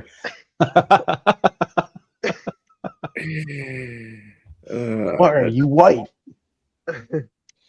Let's see here. Gonna look in my bookmark, see if there's anything else I want to share. Let's see here. Let's see. Sweet Euphoria. Hey. You know what? That's post-show talk. That is post-show talk. Hey, We that's will in my not be bookmarks. discussing that during this hockey podcast. Okay, so I've shared this on the show before, but I want to get your thoughts, Wine and Heartsy. So we have a couple AI themed mascots for the Blue Jackets. Clanker. What did you just say? Clanker AI. No. Why? Wait, this dude kind of looks like Kirill Marchenko for some reason. Yeah. This guy. So it's a Union soldier mascot, basically. Would he have a goatee like that? I mean, and why is it square? Why is he blue? I like this one better. Yeah. Yeah. Or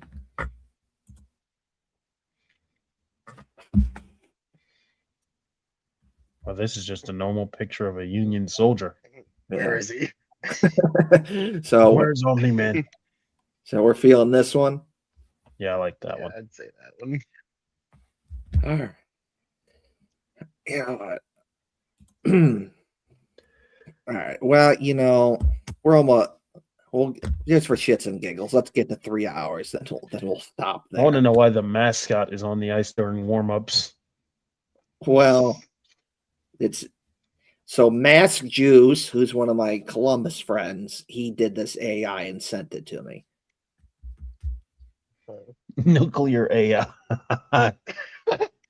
Yes, Chris, who does not like nuclear or AI or mashed potato. Oh my god. He doesn't like bananas or coconut. Yeah, what does he like? Yeah. I don't know. Yeah, I like this one the best too. I'd do. make the joke that I'd usually make on Discord, but then I realized there's probably people listening to my voice right now, and I can't say the joke that I want to say about Chris, so I'm gonna shut up. Yeah, I would you gonna call him the hard R or like a gay slur like Josh? I'm not Josh. All right? Word. I'm not Josh. I'm not racist.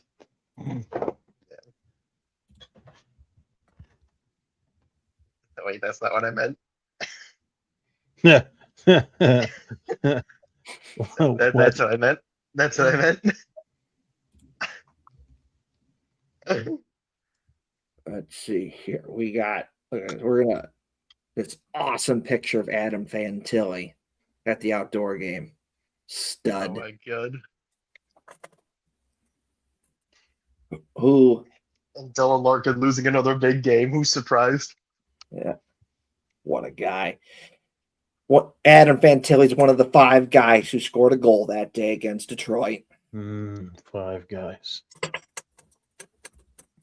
And we got, of course, Zach Werensky. What a stud.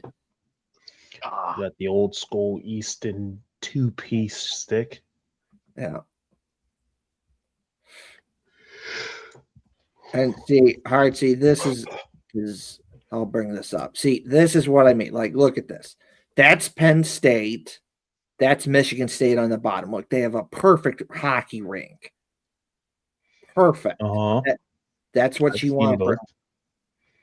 That's what you want for outdoor for a college hockey. Then I'm going to show you what Ohio State has, and it's a basketball rink. Ballin'. Terrible. It's a basketball ring. Yeah. See, From this angle, I mean, I think you got the wrong angle here because this doesn't even look that bad. it's a basketball ring, Cartsy. It's I not hear good. you. It's a basketball rink. It's not meant for hockey. It's not good. And the only reason, and most of the time they have the upper deck closed off, but the only reason it was open because they played Michigan, and most of the people here were Michigan fans. God, support your teams. What the? So, you know. But of course, well, this is probably one of the final things I'll share. Of course, the outdoor game at Ohio State with the Blue Jackets after the game when they won. Yeah, just play there every day. Yeah, just play all 82 games there. Yeah. Plus preseason. Of course, that's the final score. They won 5-3. Shit, crappy shot. Look, there's me. There's me at the outdoor game. Yeah. So that's cool. Look at my man Kevin with the scarf. Yeah. I always got to wear my scarf at the game. Always got to do it. So and I have home and away, and then I have a third jersey scarf. So I go to a game when they're wearing the third jersey. I wear the third jersey scarf. They're wearing blue and red. It's the blue and red scarf. With the Uni Blue Soldiers logo on it. Great scarf. Let's see. After the game. This is right before puck drop. Okay, this woman right here, the game's about to start, and she kept standing up, playing with her dang phone, and it's like, dude, sit your ass down. The game's about to start. Hey, man, maybe she has a friend at a game. She's trying to see if she can spot her. Come on now. Not wood. All right. Come on, sit your ass down. Come on. Just ass. And national anthem. Uh-huh. So she's sitting for the national anthem. I know. Yeah. Do you not love America? What are we doing? Just stand up. Stand up. You're in a wheelchair. Remove all hats. Oh yeah, jet her hood up. We got warm-ups. Okay, that's Zamboni after warm-ups. Oh, there's the hot dog. Blizzies. There's $5. Pretty good, $5. There's nothing in TD Garden that's $5 or less. Yeah, dude, you can't even get a bottle of water at Xfinity Mobile Arena for $5. Fuck. Yeah, for Jeremy Jacobs, it's like $5 just to breathe air. I was gonna say it's not even $5 just to stand near the building. Let's see. That's me and Jeff. You can't even take the train to the game for $5. So No. we got me and Jeff. I like him. I like Jeff. Yeah. Yeah. Oh, that's me and my brother because he was at the game with me.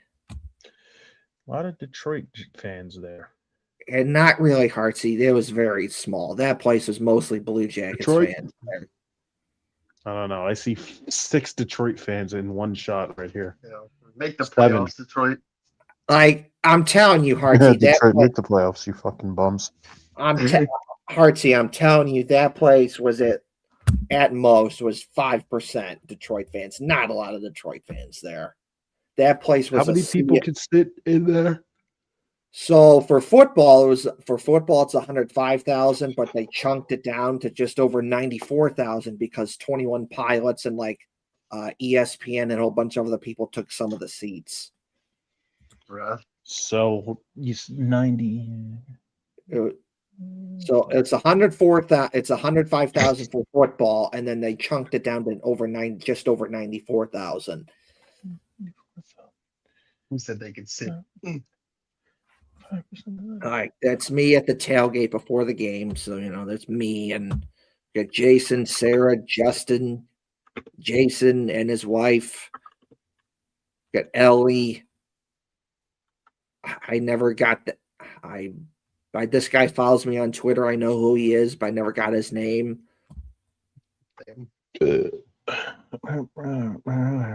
Let's see. Oh, there's me and my brick. I got a brick at the shoe. This is the hardest picture I've ever seen. It's me pointing to my brick. This is the hardest picture I've ever seen in my life. Like, yeah. And of course, my glasses are if it's real go outside and the sun hits, it turns really dark. So like, yeah. This is an album. That's an album cover. Owen! Just Bjork swag. Please come home. yeah. Your family misses you. Please come home, Gary. Get on Discord, you fucking bologna sandwich. So, of course, that's me, that's Owen, and Jess. Hell yeah. I love good people, good people. Quit being a father and get on Discord.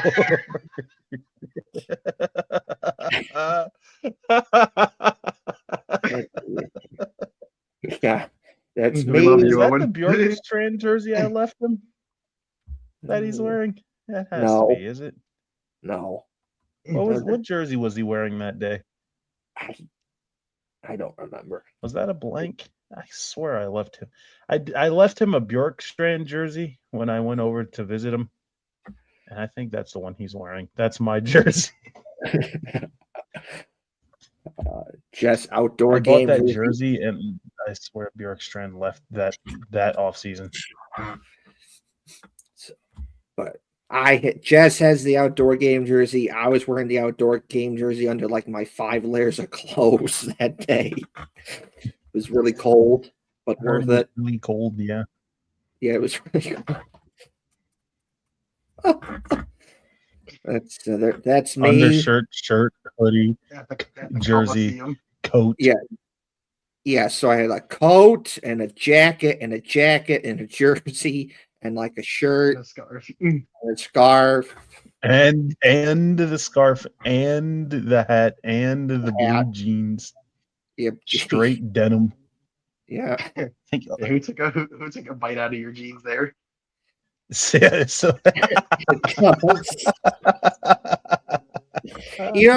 was so cold that day that the wind was blowing denim the eater, jeans man. like crazy.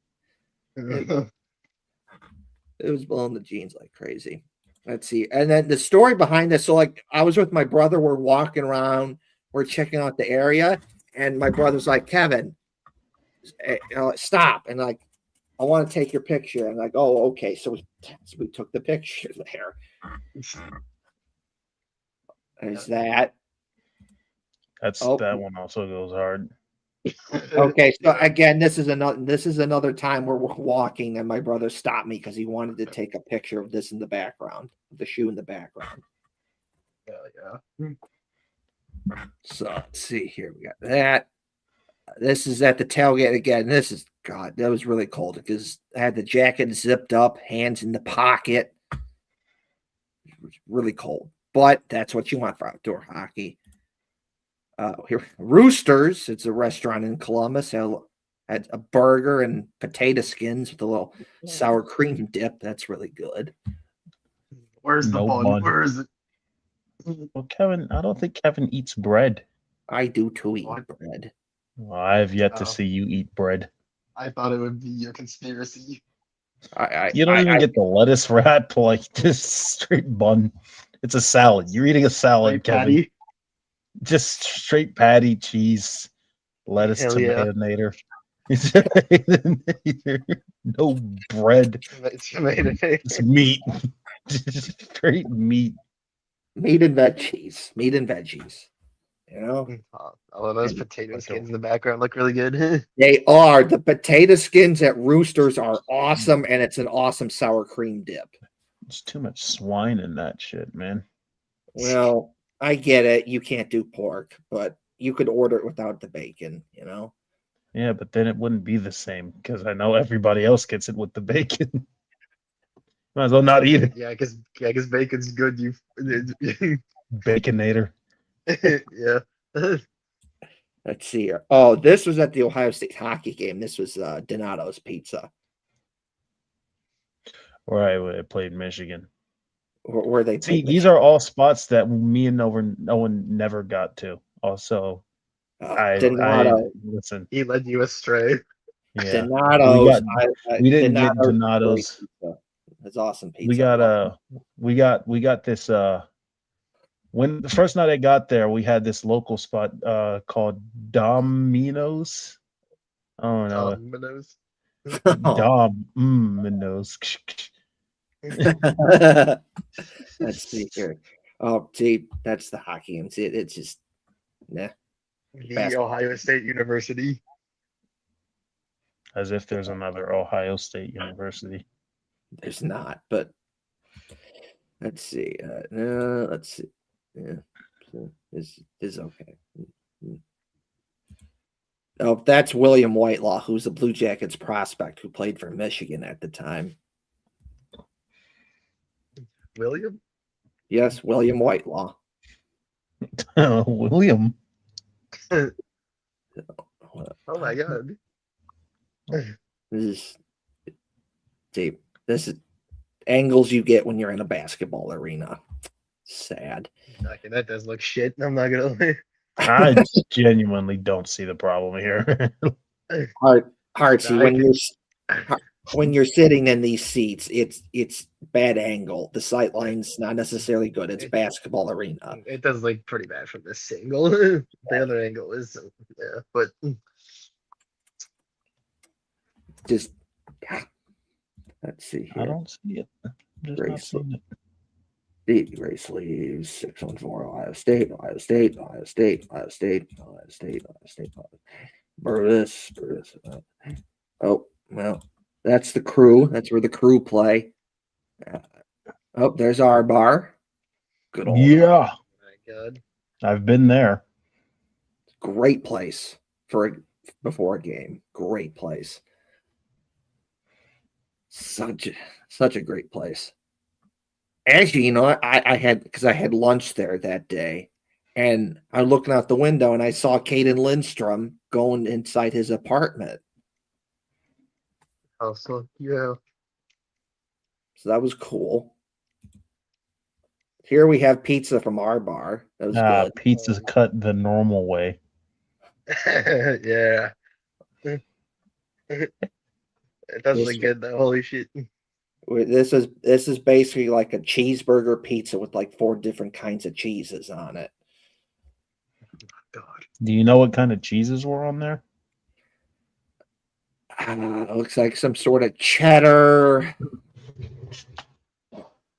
some sort of white cheese, maybe like a mozzarella, and 2 other kinds of cheeses. It was good.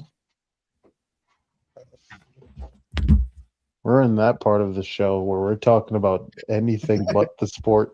We're talking Pizza. Stinger bomb. If you're at our bar before Blue Jackets game, you gotta do a stinger bomb. Clearly I missed out because I didn't do one. Well, you know what, Hartsy, you gotta get back to Columbus so you can do the march again and do a stinger bomb. You know, I don't know if I can do another march. I'm only going if Wyan goes. Oh, thanks. And then we'll bunker down at Owen's place. How's that sound? I'll find some sort of excuse. That's right. Yeah. Let's see. Oh, so check. So, of course, the Blue Jackets had the cannon at the outdoor game, and I was at the Blue Jackets store. And then we left the Blue Jacket store, and then they're loading up the cannon, so I got a picture of it.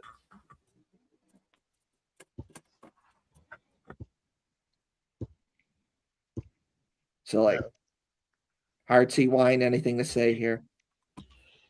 How many big booms do you give this one, Wyan? I am 8.5. Well, yeah. For fifth line. That cannon is as loud as people say it is. It is I very can loud. Confirm. Yes. Very loud. When they score, it is awesome. Let's see here. Oh, Blue Jacket store.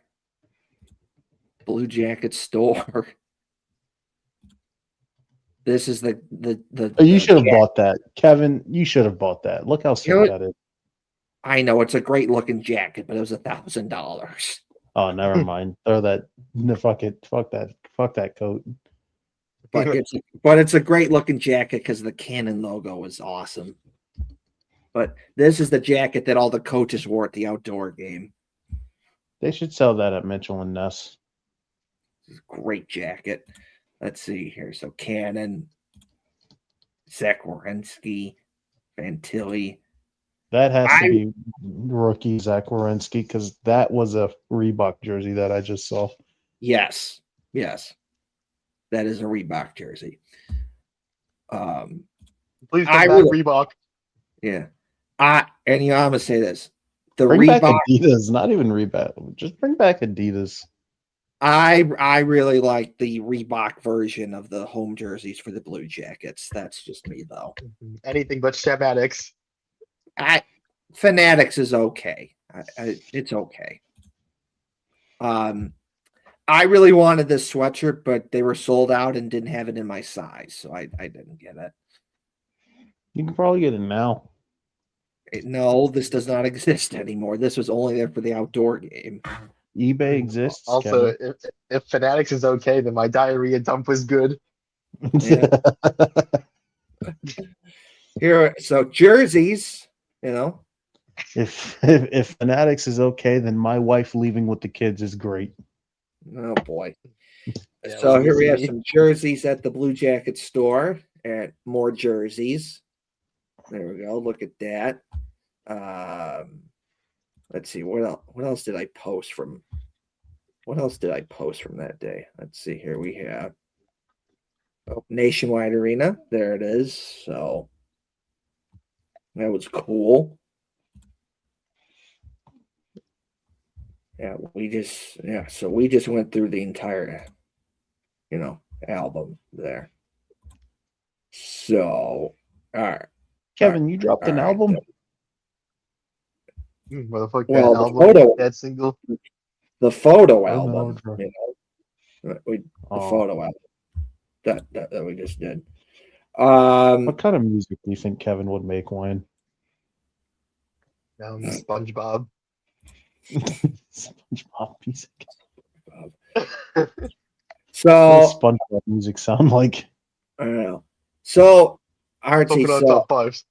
This will probably be like one of the last things I'll share. But anyway, so Heartsy and Wine, here it is. This is me I was in Milwaukee to see the Monsters play up there against the Admirals. The Monsters won 4-3 in overtime. And after the game, I got my picture taken with Blue Jackets prospect Mikkel Putia, who played at the outdoor game, and Blue Jackets prospect Stanislav Sposal. So he plays for the Bandits. Yeah. And then here's me with Blue Jackets prospect Luca Del Bel Belouz. He looks like Trae Young. Yeah. So that's cool. And that's a compliment.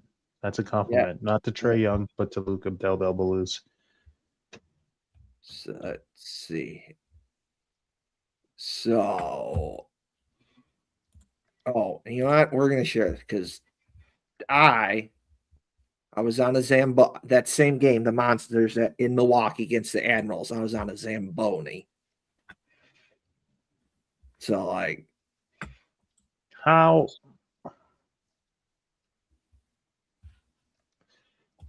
You're cheering for the visiting team. They let you on the Zamboni. Well, here's the story behind that, Heartsy. So, one of our Wisconsin friends, her name is Kelly, and she works for the Admirals. And she was trying to get me to go up to Milwaukee to see a game up there. And she's like, "Oh, the Monsters play," and it was like Halloween, and like the Blue Jackets didn't play that day. I was like, "Oh, okay, I'll go." And then it was like, I want to say it was like 2 weeks before that. I'm hanging out in my room, and my mom's like, "You want to go on a Zamboni? Like Kelly wants you on a Zamboni." I was like, "Okay, fine, whatever. I'll on the Zamboni." And it was cool. You were up like really high, but it's like, wow. But it's cool though. So I got 2 videos. We'll play that.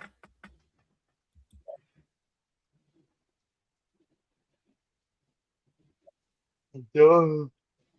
Oh, look at my man Kevin on the bony. The Zam.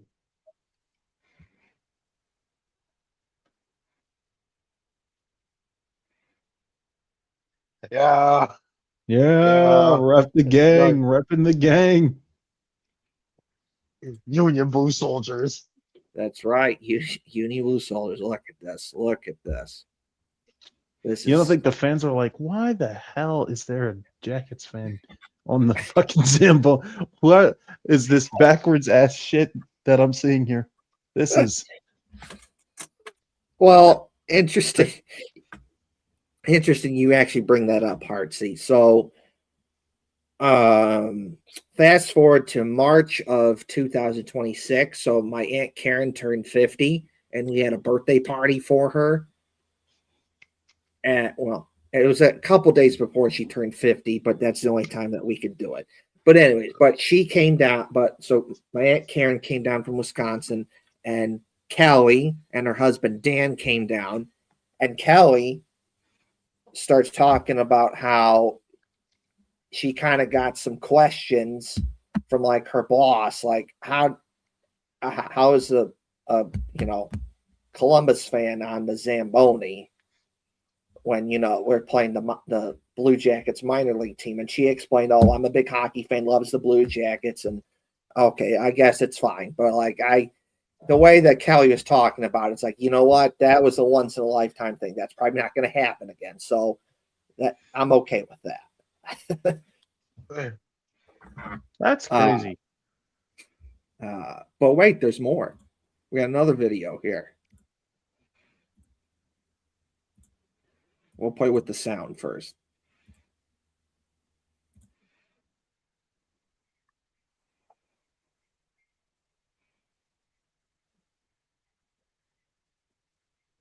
Oh, yeah.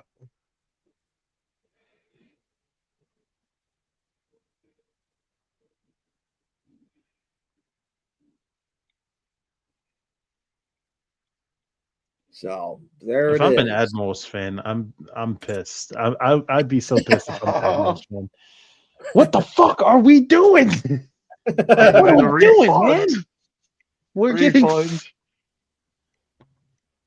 get him off of there. I'm throwing something at him. I'm throwing something getting thrown onto the ice. Get him off of there. Oh boy. So there's that. So yeah, so that's me on a Zamboni. So that's that. Gritty's that's probably cool. you can't do that in Philly. Gritty's gonna throw a cake at your face and then default dance. Oh God. All right. And there were some pictures from that day, so Yeah. we'll share that. Well, maybe they, well, yeah, Kevin, he's an influencer. Well, Yeah. yeah, I got the Just Blue like Jackets. squared. Yeah, I got the Blue Jackets to do 3 Wow. marches with me. Just saying. Yeah, I mean that's influence, right? Oh yeah. That's just motion. Yeah, Kevin's got motion. Yeah. Oh, yeah. So here we go. Ain't nobody moving like Kevin right now. That's right. Yeah. The guy So, does. It's not okay. even. W right. aura. I do. You're just straight aura farming, bro. Absolutely What? mogging them. what are we doing? Using this like goofball Gen Z slang. I'm 34. Dude, you're just stunting on them, Kevin. You're 6'7" on them. Dude, you're hitting the baby Gronk on them. I'm sorry. No, I'm a millennial. I'm 34. We don't talk like that. This goofballness. Oh yeah, the which Harry Potter house? Oh my god. Jeez. Now I gotta look this post up because my Aunt Karen posted it. I gotta look this up because my Aunt Karen posted this on Facebook, but it was back in November, and she kind of posts a lot. So Electronically online. Oh, brother. let's see here. Okay. I got it. It kind of took a bit, but here we go. So here we go. So my Aunt Karen said this is back in the game was in October, but she posted this in November. But what an amazing night for Kevin. So he got to ride on the Zamboni. His team got the win, and he got to meet some of the players for the Monsters. Thank you to Kelly for such a wonderful night. So look, okay, so that's me. That's my cousin Nathan. We got my mom, my dad, my Aunt Karen, my Uncle Chris. That's Kelly, and that's her husband Dan. Oh yeah, hell Kelly. Yeah. So that's Way to be Kelly to put my man's on. Yeah, so that's Kelly. Let's see here. That's okay. So Karen and Kelly. Me and Luca Del Bel Blues. Me and Mikel Putia, Stanislav Svozil. The Zamboni. Another picture. Okay, yeah, that's okay. Yeah, let's see here. That's that. Yeah. So yeah, I was on a Zamboni, and it was cool, very cool. So that's that. All right. So we've gone on for a little over 3 hours here, which is awesome. Good show. You sure we can't hit up a 6-hour stream? Remember that one time? We did. Yeah, we did do that. It was a couple summers ago. We did like a fun after dark summer show, and that was like a couple summers ago. Jesus. I know. That had to be what, 2022, 23? No, 2023, because it was summer of 2023. Almost 3 years ago. Man, that was funny as hell. That was hilarious. Because It's like 1 a.m. and we're still live. What are we doing? yeah. It was Owen and no, because first it was like Hefty Duck and Owen and all of us, and some of you guys left, and then it was just like Owen and I, and then Artsy and Wine, like, you're still doing this? I'm like, yeah, and then you hopped back on, and then and then we were there till like 2 a.m. and then like, well, we had our fun. That's the end of that. Time to go. And then But Duck had to set these 7 hours of footage. Yeah. Yeah, he's like, oh my, they did it for 5 hours? Like, what? But you know what, though? Just for shits and giggles, you know what? I think we could pick one time in like the summertime where we just hang out on a stream for like 5 hours. Let's do a 24-hour show. Oh, God. No, we're not going to do that. 24 isn't enough. 48 hours. No. 1 week. It's a year-long stream. No, we are. Let's We're make sure to run up everyone's electric and internet bills. So no, we're not going to do that. First, you know what? You want to see any more pictures from like a Columbus trip I went to, or no? It's your show, man. You got that's you. This is your call. All right. Well, why not? We're gonna do it. We're gonna do it. We're gonna do it.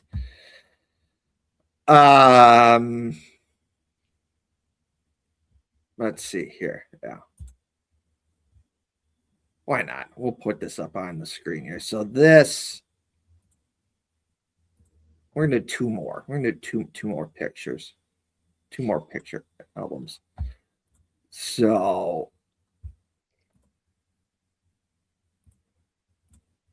put this up on the screen. So this was last April 2025. So obviously, I got to get a picture of Nationwide Arena. That's me at the game when the Blue Jackets smoked the Capitals 7-0. Kevin, I can't see it. Oh, I got to put up on the screen. That It's What? listen, it's single digits in the North Country right now. Watching a podcast after 10 p.m. Crack open a cold beer. I'll be right back. Throw a log on the flame. Let's see here. Oh, it's not popping up on the screen. What the hell? The hell. All right, you know what? We'll do that. AI. Blue Jackets. Ooh. It's not doing it. All right. Well, we'll do it some other time. We'll do it some That's other time. that's StreamYard, and that's like that's a sign for us to fucking stop streaming. yeah. I said, get out of here.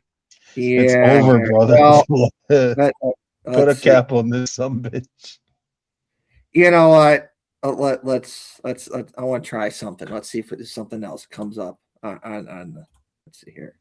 Yep. Okay. Yeah. It's not coming up. So we'll just save that for another day, I guess, because I tried putting something else on the screen and it didn't work. So, Oh. so yeah, you know what? We'll say our final stuff and get out of here. So, shits and giggle. Let's see. Is this gonna work? Okay, that does work. Okay.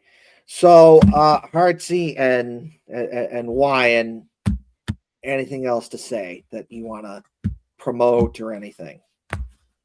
I got some to promote.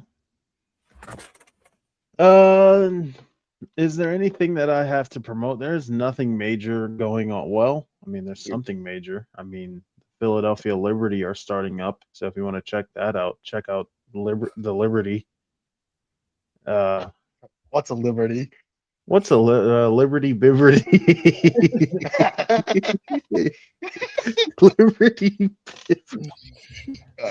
There's nothing major's happening, honestly. A shout out to my Flyers gents. It's been a great season. It's been a tremendous season. Just finished up my second year at Xfinity Mobile Arena. Well, at least that's what they call it now. So that was a fun year.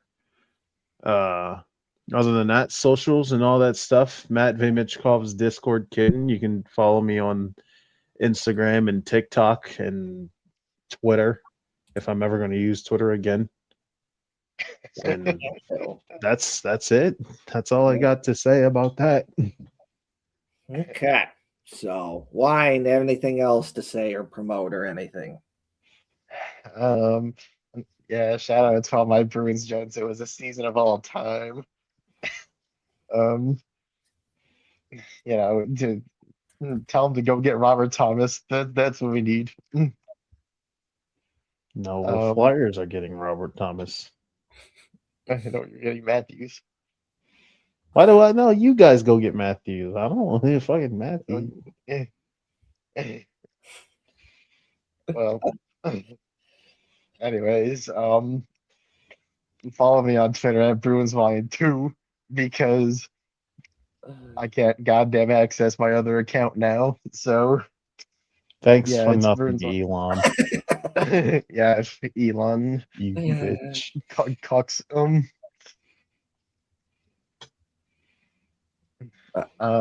And also, Gianna Ricini's husband is a cook.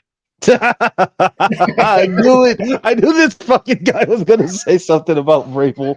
Fucking hell.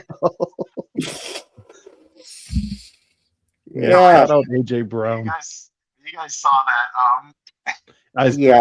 No, I didn't see it. I saw the meme you shared in Owen's Twitter group chat. Oh, not that in the one. Twitter group. Yeah. I mean, like, her husband had kissed her again as if nothing had happened. Yeah. Yeah, I'm just So I think he's a big C word. Adam Yeah. 22. Yeah. Will Oh my Smith. God. God damn. Oh my God. And it's like Sneeko. naming you have a kid and you're naming it Mike. And like, huh, I wonder why that is, huh? Yeah, who's the best Mike to ever play and coach in the NFL? And then your kid is mysteriously named Mike. So just makes you wonder.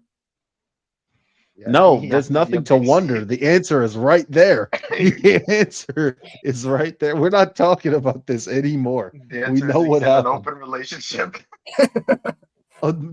My ass is open to shit this bullshit but- out. That's a All right, but cap off your shout outs, brother. so we can- okay. Yeah, I know. We've been doing this for over 3 hours now. 3 hours, a little over 3 hours now. So Lance is gonna see this and like, Anything what else to the fuck are they talking about?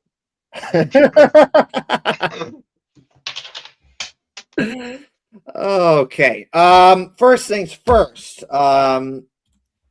Please like, share, and subscribe to the YouTube channel. That'd be greatly appreciated. Please like, share, and subscribe to the YouTube channel. That would be greatly appreciated. Please tell your family. Please tell your friends. Please like, share, and subscribe to the YouTube channel. That'd be greatly appreciated. So thank you. The next show that we'll be doing is going to be on Monday, May 18th, 2026 at 7 o'clock p.m. Eastern Time. So again, the next show will be on Monday, May 18th, 2026 at 7 o'clock p.m. Eastern Time, where we continue our player report card series. Who's it going to be next week? You're going to have to watch the show next week to, figure out who that guy is. Because we're going to keep going and go player by player. When we do Charlie Coyle, I think that would be the show for Wine to come on. You can share some thoughts about Charlie Coyle when he was with the Bruins. But next Not a lot Monday, of good things to share. yeah. Next show is next Monday, May 18th, 2026 at 7 o'clock p.m. Eastern Time. Oh yeah. And as always, have to give a shout out to my awesome Uncle Doc, a really good guy, the best of the best, life of the party. I love seeing you at birthday parties and family get-togethers and holidays like Thanksgiving and Christmas and Easter and so much more.